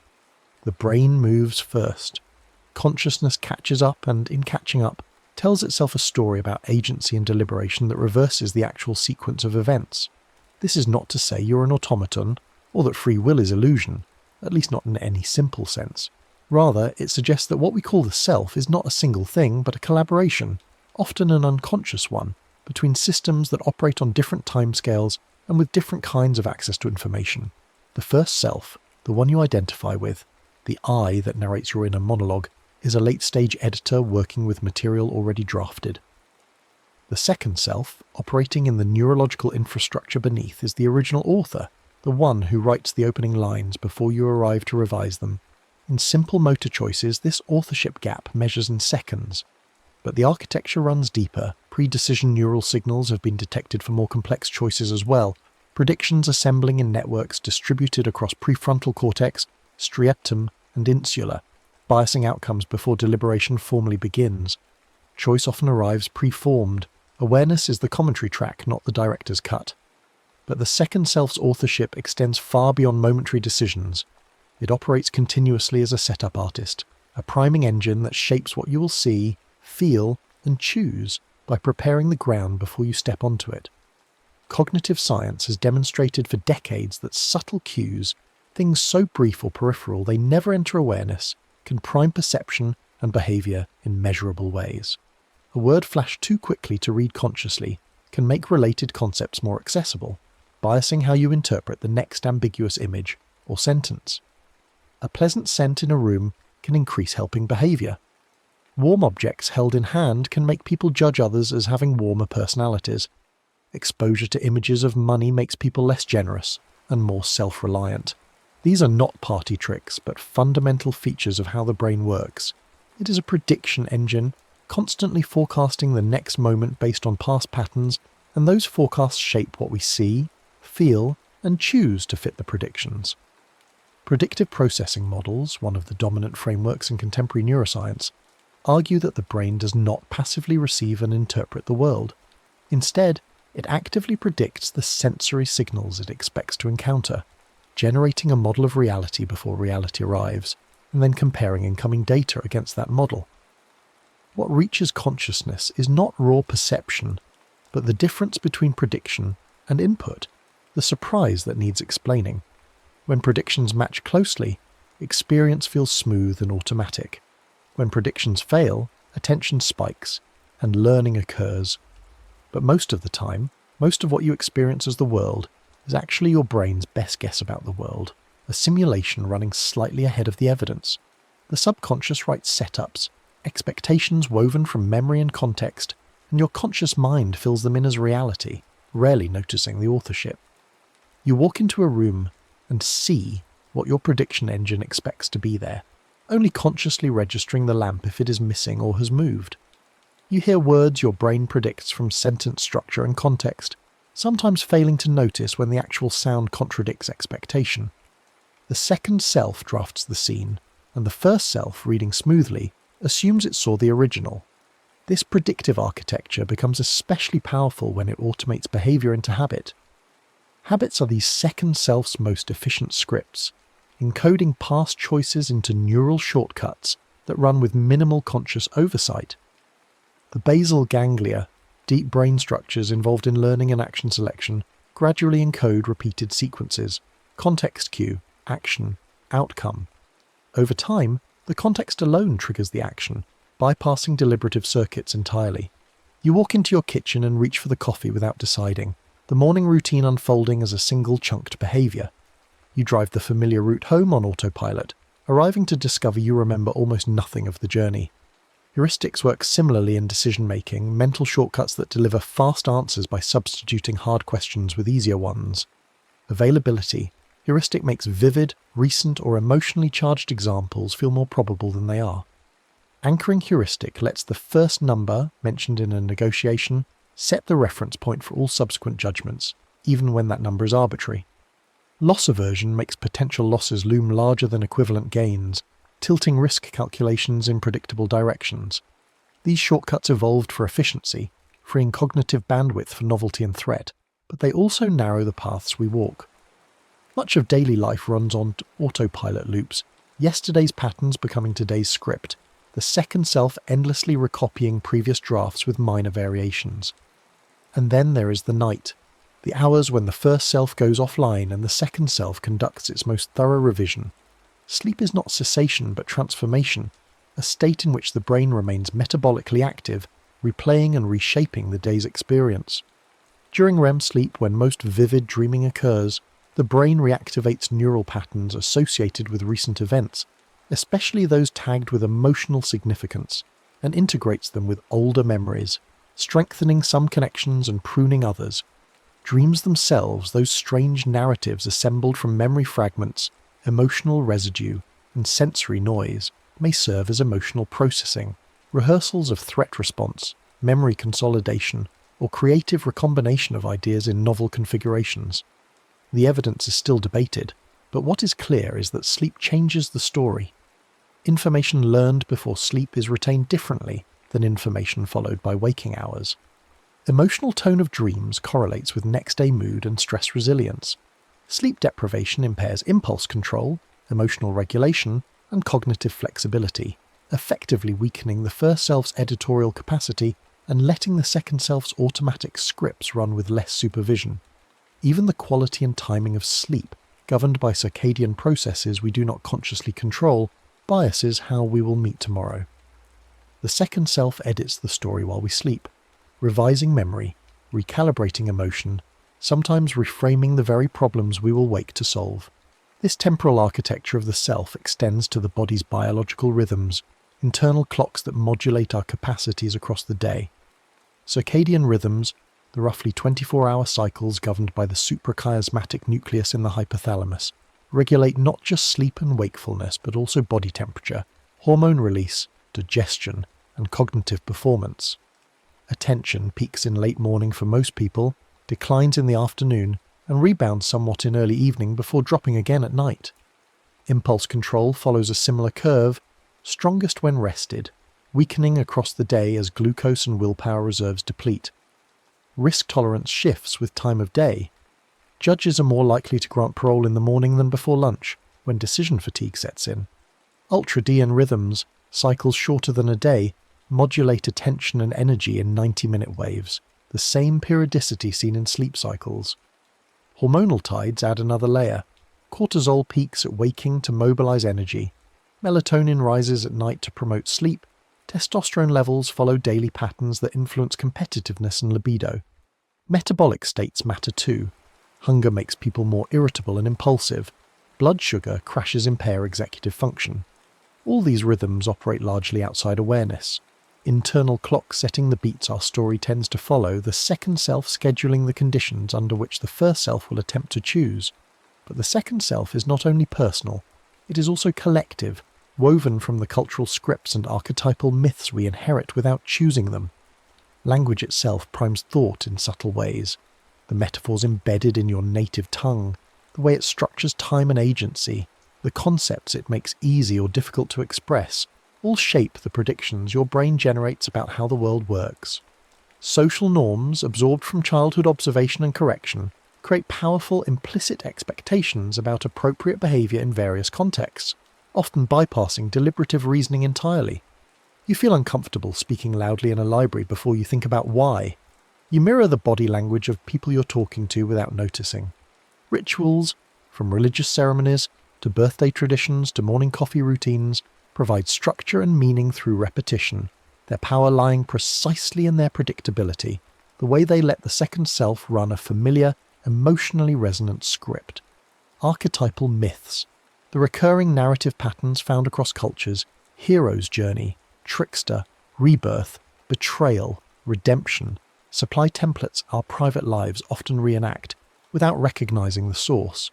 You experience your romantic relationship as unique and chosen, but its arc may follow patterns scripted by 1,000 stories encountered before you met.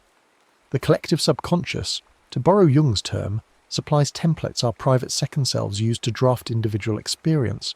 We don't just have a second self, we share one, a vast inherited library of predictions and patterns that shape what feels natural, desirable, dangerous, or destined.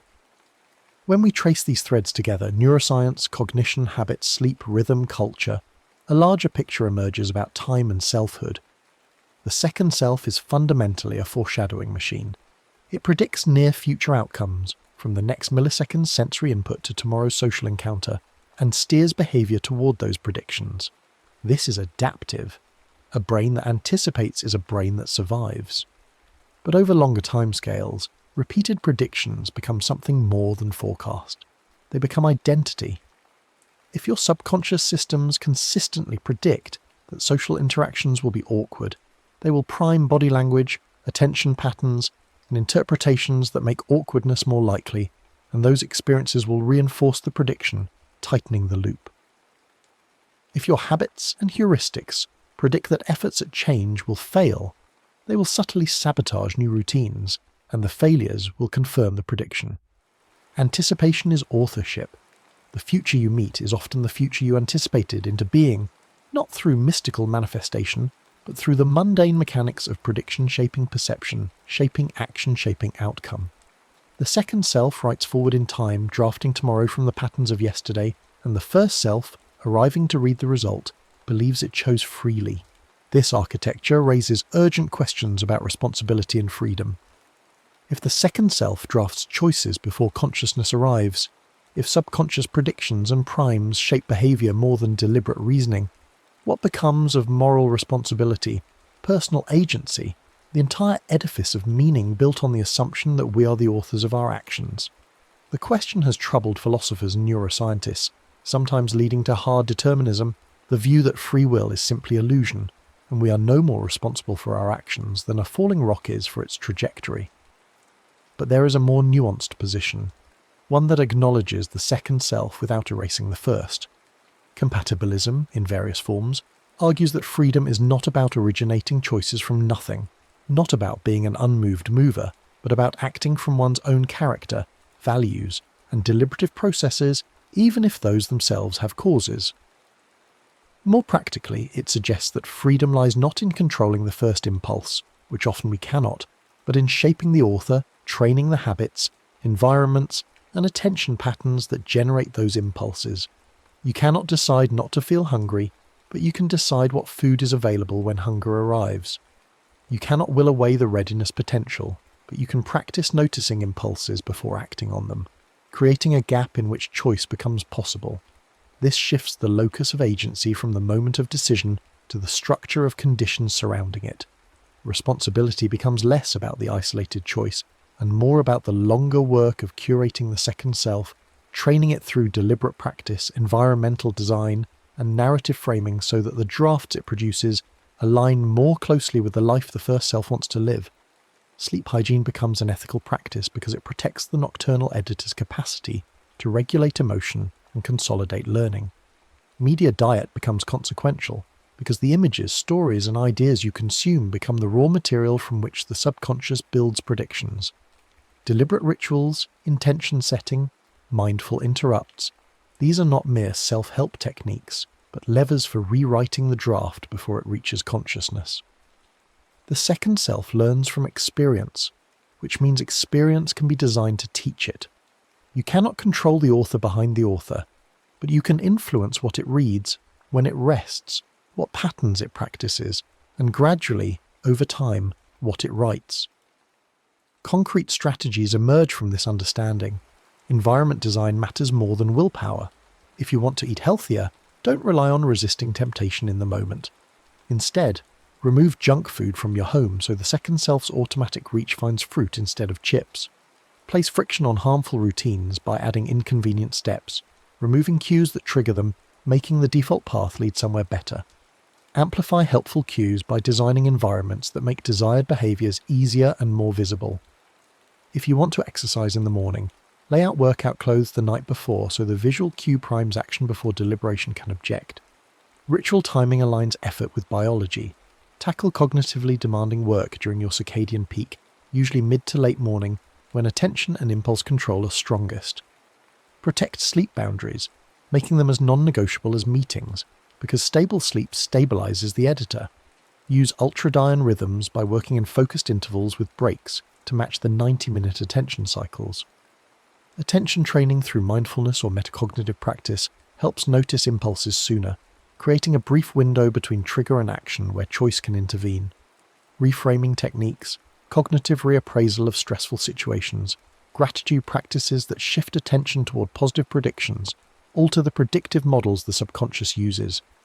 Narrative updates, journal prompts that explicitly recode identity statements, I am the kind of person who finishes projects, or I am someone who stays calm under pressure, gradually train the second self to generate drafts consistent with that identity. Tiny gateways, micro habits so small they bypass resistance, reading one page, doing one push-up, writing one sentence, tip the next choice before it appears, because the second self predicts continuation once momentum begins. Edit the prelude, and you change the plot. The image that emerges is neither the traditional model of unitary selfhood, nor a deterministic denial of agency, but something stranger and more collaborative. 2 pens on 1 page. The second self writes fast in the dark, drafting from habit, rhythm, emotion, prediction, culture, biology, all the systems that move beneath awareness. The first self writes slowly in the light, revising, reflecting, sometimes catching patterns the subconscious missed, sometimes rationalizing drafts it cannot change. Life's craft is not silencing the unseen author, which is impossible, nor pretending the conscious self writes alone, which is false. The craft is collaboration, learning the second self's language, rhythms and needs, and shaping the conditions, cues, stories and structures that guide what it writes. This is not control but influence, not mastery but partnership. You cannot rewrite the opening line that has already appeared, but you can learn to write the next paragraph differently, and in doing so change the trajectory of the story. The truth is that you have always been double-authored, always lived in the strange temporal gap between the brain's first movement and awareness's arrival. The question is not whether the second self exists. It does, in every impulse, every primed perception, every habitual action, every dream-revised memory, but whether you will work with it or against it, whether you will learn its patterns and needs and shape them, or simply be carried by drafts you never see coming. The subconscious writes the opening line, but the ending is still being drafted moment by moment, choice by choice, condition by condition, and you, the slow writer reading fast drafts, have more influence over that ending than you might think. Not unlimited influence, not godlike authorship, but enough to matter, enough to steer, over time and with patience, toward a story worth reading. So the final question stands: if the subconscious writes the opening line, can we learn to write the next paragraph and in doing so, change the ending? The answer is yes, but only if we first accept the collaboration, only if we stop pretending we are singular authors and start learning to work with the author behind the author, the second self that has been writing your life all along. But accepting this collaboration requires something uncomfortable, surrendering the illusion of complete conscious control while simultaneously embracing a deeper form of responsibility. This paradox sits at the heart of what it means to live as a double-authored being. When you realize that your conscious mind is not the sole architect of your choices, the initial reaction might be deflation, even nihilism. If I didn't really choose, if my brain decided before I knew I was deciding, then what am I? What does anything mean? But this reaction itself reveals an assumption worth examining, the belief that significance requires absolute origination, that value depends on being an unmoved mover, a consciousness floating free of causation and biology. What if meaning lies not in transcending the second self, but in engaging it more skillfully? Consider an artist working with a particular medium. A sculptor does not choose the properties of bronze or marble. Those properties are given, constraints and affordances determined by physics and chemistry. Yet the sculptor is not thereby robbed of creativity or agency. Mastery consists precisely in understanding the medium deeply enough to work with its nature rather than against it, to make what the material wants to become while guiding it toward a vision. The second self is your medium. It has properties, tendencies, rhythms and patterns you did not choose. Your conscious mind cannot rewrite those fundamental features any more than a sculptor can make stone behave like clay. But you can learn the medium. You can discover what conditions make the second self generate certain kinds of drafts. You can introduce new patterns through repetition until they become part of the automatic repertoire. You can remove yourself from environments that trigger unwanted scripts and place yourself in environments that cue desired ones. You can respect the biological rhythms rather than fighting them, scheduling your life to work with your chemistry instead of demanding your chemistry conform to arbitrary schedules. This kind of agency is less dramatic than the conscious control fantasy promises, but it is more real and ultimately more powerful. It requires patience because the second self learns slowly, through repetition and reinforcement, rather than through one-time decisions. Telling yourself you will become a morning person does nothing if your sleep schedule, light exposure, evening routines and caffeine intake all continue to train the second self to expect late nights and groggy mornings. But gradually adjusting those inputs, making small, consistent changes over weeks and months, actually retrains the system. The draft changes because the author has been given different material to work with. Consider how this applies to emotional patterns, an area where the illusion of conscious control causes particular suffering. You cannot simply decide not to feel anxious or sad or angry. Yet people blame themselves constantly for emotional states, as if those states were choices. The first self, encountering an emotion, often generates a secondary layer of judgment. I shouldn't feel this way. What's wrong with me? I'm weak for feeling anxious. But emotions are largely products of the second self, generated by predictive systems responding to environmental cues, memories, physiological states, and learned associations, most of which operate beneath conscious access. The conscious mind receives the emotion as a fait accompli or already in motion before awareness catches up. Judging yourself for the emotion is like judging yourself for the weather. It's a category error that adds suffering without adding agency. What you can influence is the context in which emotions arise. If your second self generates anxiety in response to certain triggers, you can gradually expose yourself to those triggers in safe conditions until the predictive system learns a new association. This is the principle behind exposure therapy, which works not by conscious willpower overriding fear, but by providing the second self with new data that updates its predictions. If your mood tends toward darkness after poor sleep, you cannot think your way to happiness, but you can prioritize sleep so the editor functions better. If social media consumption primes comparison and inadequacy, you cannot decide not to feel inadequate while continuing to consume, but you can remove the app, change the environment, and let the second self gradually forget the trigger. You work with the author by changing what it reads, not by demanding it read the same material but generate different output. This understanding also illuminates why traditional willpower-based approaches to behavior change so often fail. Willpower is a function of the first self. the conscious executive trying to override the second self's automatic drafts. But willpower is a limited resource, especially given that it depends on metabolic factors like glucose availability, and is depleted by decision fatigue throughout the day.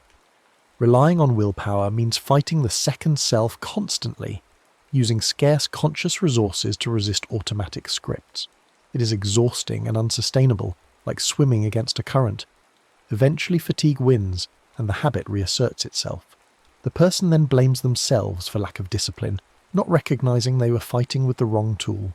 The alternative is to work with the current by redesigning what the second self encounters.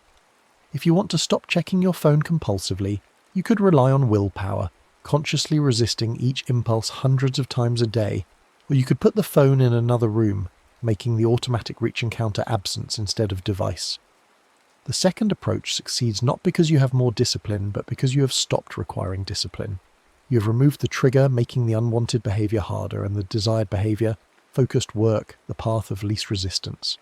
The second self, always optimizing for efficiency, follows the easier path. Over time, the pattern weakens through lack of reinforcement. You have not defeated the author, you have changed the story it finds available. The same principle applies to building new behaviors. Starting an exercise habit fails most often not because people lack motivation, but because they try to install it through sheer decision, making exercise require constant conscious override of inertia. But if you lower the activation energy by preparing gym clothes in advance, scheduling the session at a consistent time when energy is high, attaching it to an existing routine like morning coffee, and removing competing options by cancelling conflicting commitments, then exercise stops requiring willpower. It becomes the obvious next action, the thing the second self predicts will happen because all the conditions point that direction. After enough repetitions in consistent contexts, the behavior becomes automatic, a new script the second self runs without conscious prompting. You haven't disciplined yourself into exercise, you have trained the author to include exercise in its drafts. There is something humbling and liberating in this reframe. Humbling because it means the conscious self is less powerful than the ego would like, less central to the operation than the illusion of control suggests. You are not the solo author commanding your life through pure will and reason. Much of what you do and feel and think emerges from systems you do not directly access or control. But it is liberating because it removes the burden of impossible standards. You're not failing when you cannot override biological drives through pure intention. You're not weak when habits prove hard to change through decision alone. These outcomes are not failures of character, but natural results of how the system actually works. Once you understand the system, you can work with it instead of blaming yourself for not being a different kind of system entirely. This perspective also changes how we relate to others. When you recognize that everyone is double-authored, that the person in front of you is navigating the same gap between conscious intention and subconscious authorship, it becomes harder to judge their actions as simple moral failures. The colleague who is chronically late may not be disrespectful. Their second self may have learned dysfunctional time estimation patterns from decades of inconsistent consequences, and their conscious resolutions to be punctual cannot override those deep scripts without significant retraining. The friend struggling with addiction is not weak-willed. They are fighting against a second self whose prediction and reward systems have been hijacked by substance-related cues, generating cravings before consciousness can intervene. Understanding this does not eliminate responsibility. People can still work to retrain their second selves, and consequences for harmful behavior may still be necessary, but it shifts the frame from moral condemnation to compassionate recognition of difficulty. It also helps explain why advice and information so rarely change behavior. Telling someone what they should do addresses the first self, the conscious narrator, which often already knows the right answer. The problem is not lack of information, but lack of alignment between the first and second self. The conscious mind knows smoking is harmful, but the second self has wired nicotine to stress relief, social belonging, and routine satisfaction through years of reinforcement. Giving more information about cancer risks does nothing to change those automatic associations. What helps is interventions that gradually retrain the second self, identifying triggers and avoiding them, building new stress relief routines, changing social context, using nicotine replacement to weaken the chemical hook while the other associations extinguish. Change requires reaching the author, and the author does not speak the language of facts and logic. It speaks the language of pattern, repetition, emotion, and context. This is why therapy often focuses on creating new experiences rather than discussing old ones. Insight is valuable. The first self benefits from understanding patterns, but insight alone does not rewrite the second self's scripts. What rewrites them is new data, exposures that contradict old predictions, behaviours practiced in new contexts until they become automatic, emotional processing that updates the affective tags on memories, relationships that provide safe conditions for the second self to experiment with different ways of being. The therapeutic relationship itself functions as a retraining environment, a context where the second self can encounter consistency, safety and attunement, gradually learning predictions it may have missed in earlier development. The recognition of our double authorship also bears on how we structure societies and institutions.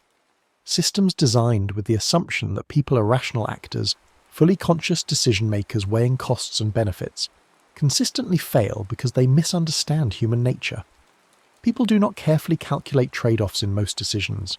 Their second selves follow heuristics, respond to primes, and stick with defaults. This reality can be exploited maliciously through manipulative marketing, addictive product design, and choice architectures that benefit corporations at the expense of individuals. But it can also be leveraged for good through what behavioral economists call libertarian paternalism, designing choice environments that respect freedom while making beneficial options easier and more salient. Default settings matter enormously because the second self tends to accept them. Making retirement savings opt-out instead of opt-in dramatically increases participation. Organ donation rates vary wildly between countries with identical demographics but different default policies. Healthier cafeteria layouts increase nutritious food consumption without restricting choice. These interventions work not by overriding individual freedom, but by recognizing that the second self operates through pattern and ease and shaping the environment to make good defaults the natural path. The ethics of such design are complex, requiring transparency about intentions and oversight to prevent abuse, but the basic insight remains. If we are double-authored beings, then ethical systems must account for both authors, not just the conscious one. Education could be transformed by taking the second self seriously. Traditional schooling often treats students as if information transfer to the conscious mind produces learning, but deep learning, the kind that changes behaviour and capability, requires training the second self through practice, feedback, spaced repetition, and context variation. A student can consciously understand a mathematical concept yet fail to apply it in novel situations because the second self has not automated the pattern, recognition, and procedure execution through sufficient varied practice. Expertise in any domain is largely the accumulation of patterns in the second self, allowing rapid automatic response to situations that novices must consciously analyse. This is why masters in chess, music, sports, or surgery often cannot fully articulate what they do. The knowledge lives in systems beneath full conscious access, built through thousands of hours of training. Recognizing this would mean valuing practice and repetition differently, not as tedious drill, but as the essential process of training the author. It would mean structuring learning to respect biological rhythms, avoiding late starts for adolescents whose circadian systems shift late, including movement and breaks to work with attention cycles, prioritizing sleep as a learning tool rather than an expendable luxury. It would mean teaching students about their second selves, giving them the metacognitive tools to notice when they are running on autopilot, to recognize primes and triggers, to design their own environments for success. Self-knowledge would include understanding the author behind the author. As we approach the end of this exploration, we return to the question of endings themselves. If the second self writes forward in time through prediction, creating self-fulfilling prophecies that draft future from anticipated future, then our endings are not entirely predetermined, but neither are they entirely open. They emerge from the interaction of past patterns, present conditions, and conscious interventions. The life you will live 10 years from now is being drafted now, in the habits you reinforce, the environments you construct, the stories you tell about who you are, the attention you train, the sleep you protect, the cues you place in your path. Most of that drafting happens automatically, the second self extending yesterday's patterns into tomorrow. But some of it, enough of it, can be influenced by the choices you make today about the conditions that shape tomorrow's choices. This is neither the sovereignty promised by the illusion of complete free will, nor the helplessness implied by strict determinism. It is something in between, and perhaps more true. Constrained agency. The freedom to shape the shaper. The power to train the trainer. You cannot escape being double-authored, but you can become a better collaborator, learning what the second self needs and how it learns, providing it with conditions that lead toward the life your first self wants to consciously endorse. The gap between authorship and awareness will never close completely. You will always be catching up to processes that have already begun. But the gap can become a productive tension rather than a source of futility, the space where conscious intention meets automatic process and negotiates a path. The story of your life is being written right now by two authors. One works in the light, slowly, with reflection and intention. The other works in darkness, quickly, with pattern and prediction. They often misunderstand each other. They sometimes work at cross purposes, but they are both yours, both essential, both writing the only story you will ever live. The question is not how to silence one in favour of the other, but how to bring them into better collaboration, how to make the dark writing and the light writing tell a story that, read together, makes sense and moves toward meaning. That is the craft of a human life, the endless work of becoming co-authors with ourselves, writing forward with two pens on one page, accepting what has already been written while shaping what comes next, living in the strange gift of time where the future is both determined and open, both drafted and unfinished, both inevitable and available for revision. The ending is not yet written, but the author behind the author is writing it now, and you, reading these words, have already begun to write back. The next story is about to begin. Please relax and enjoy.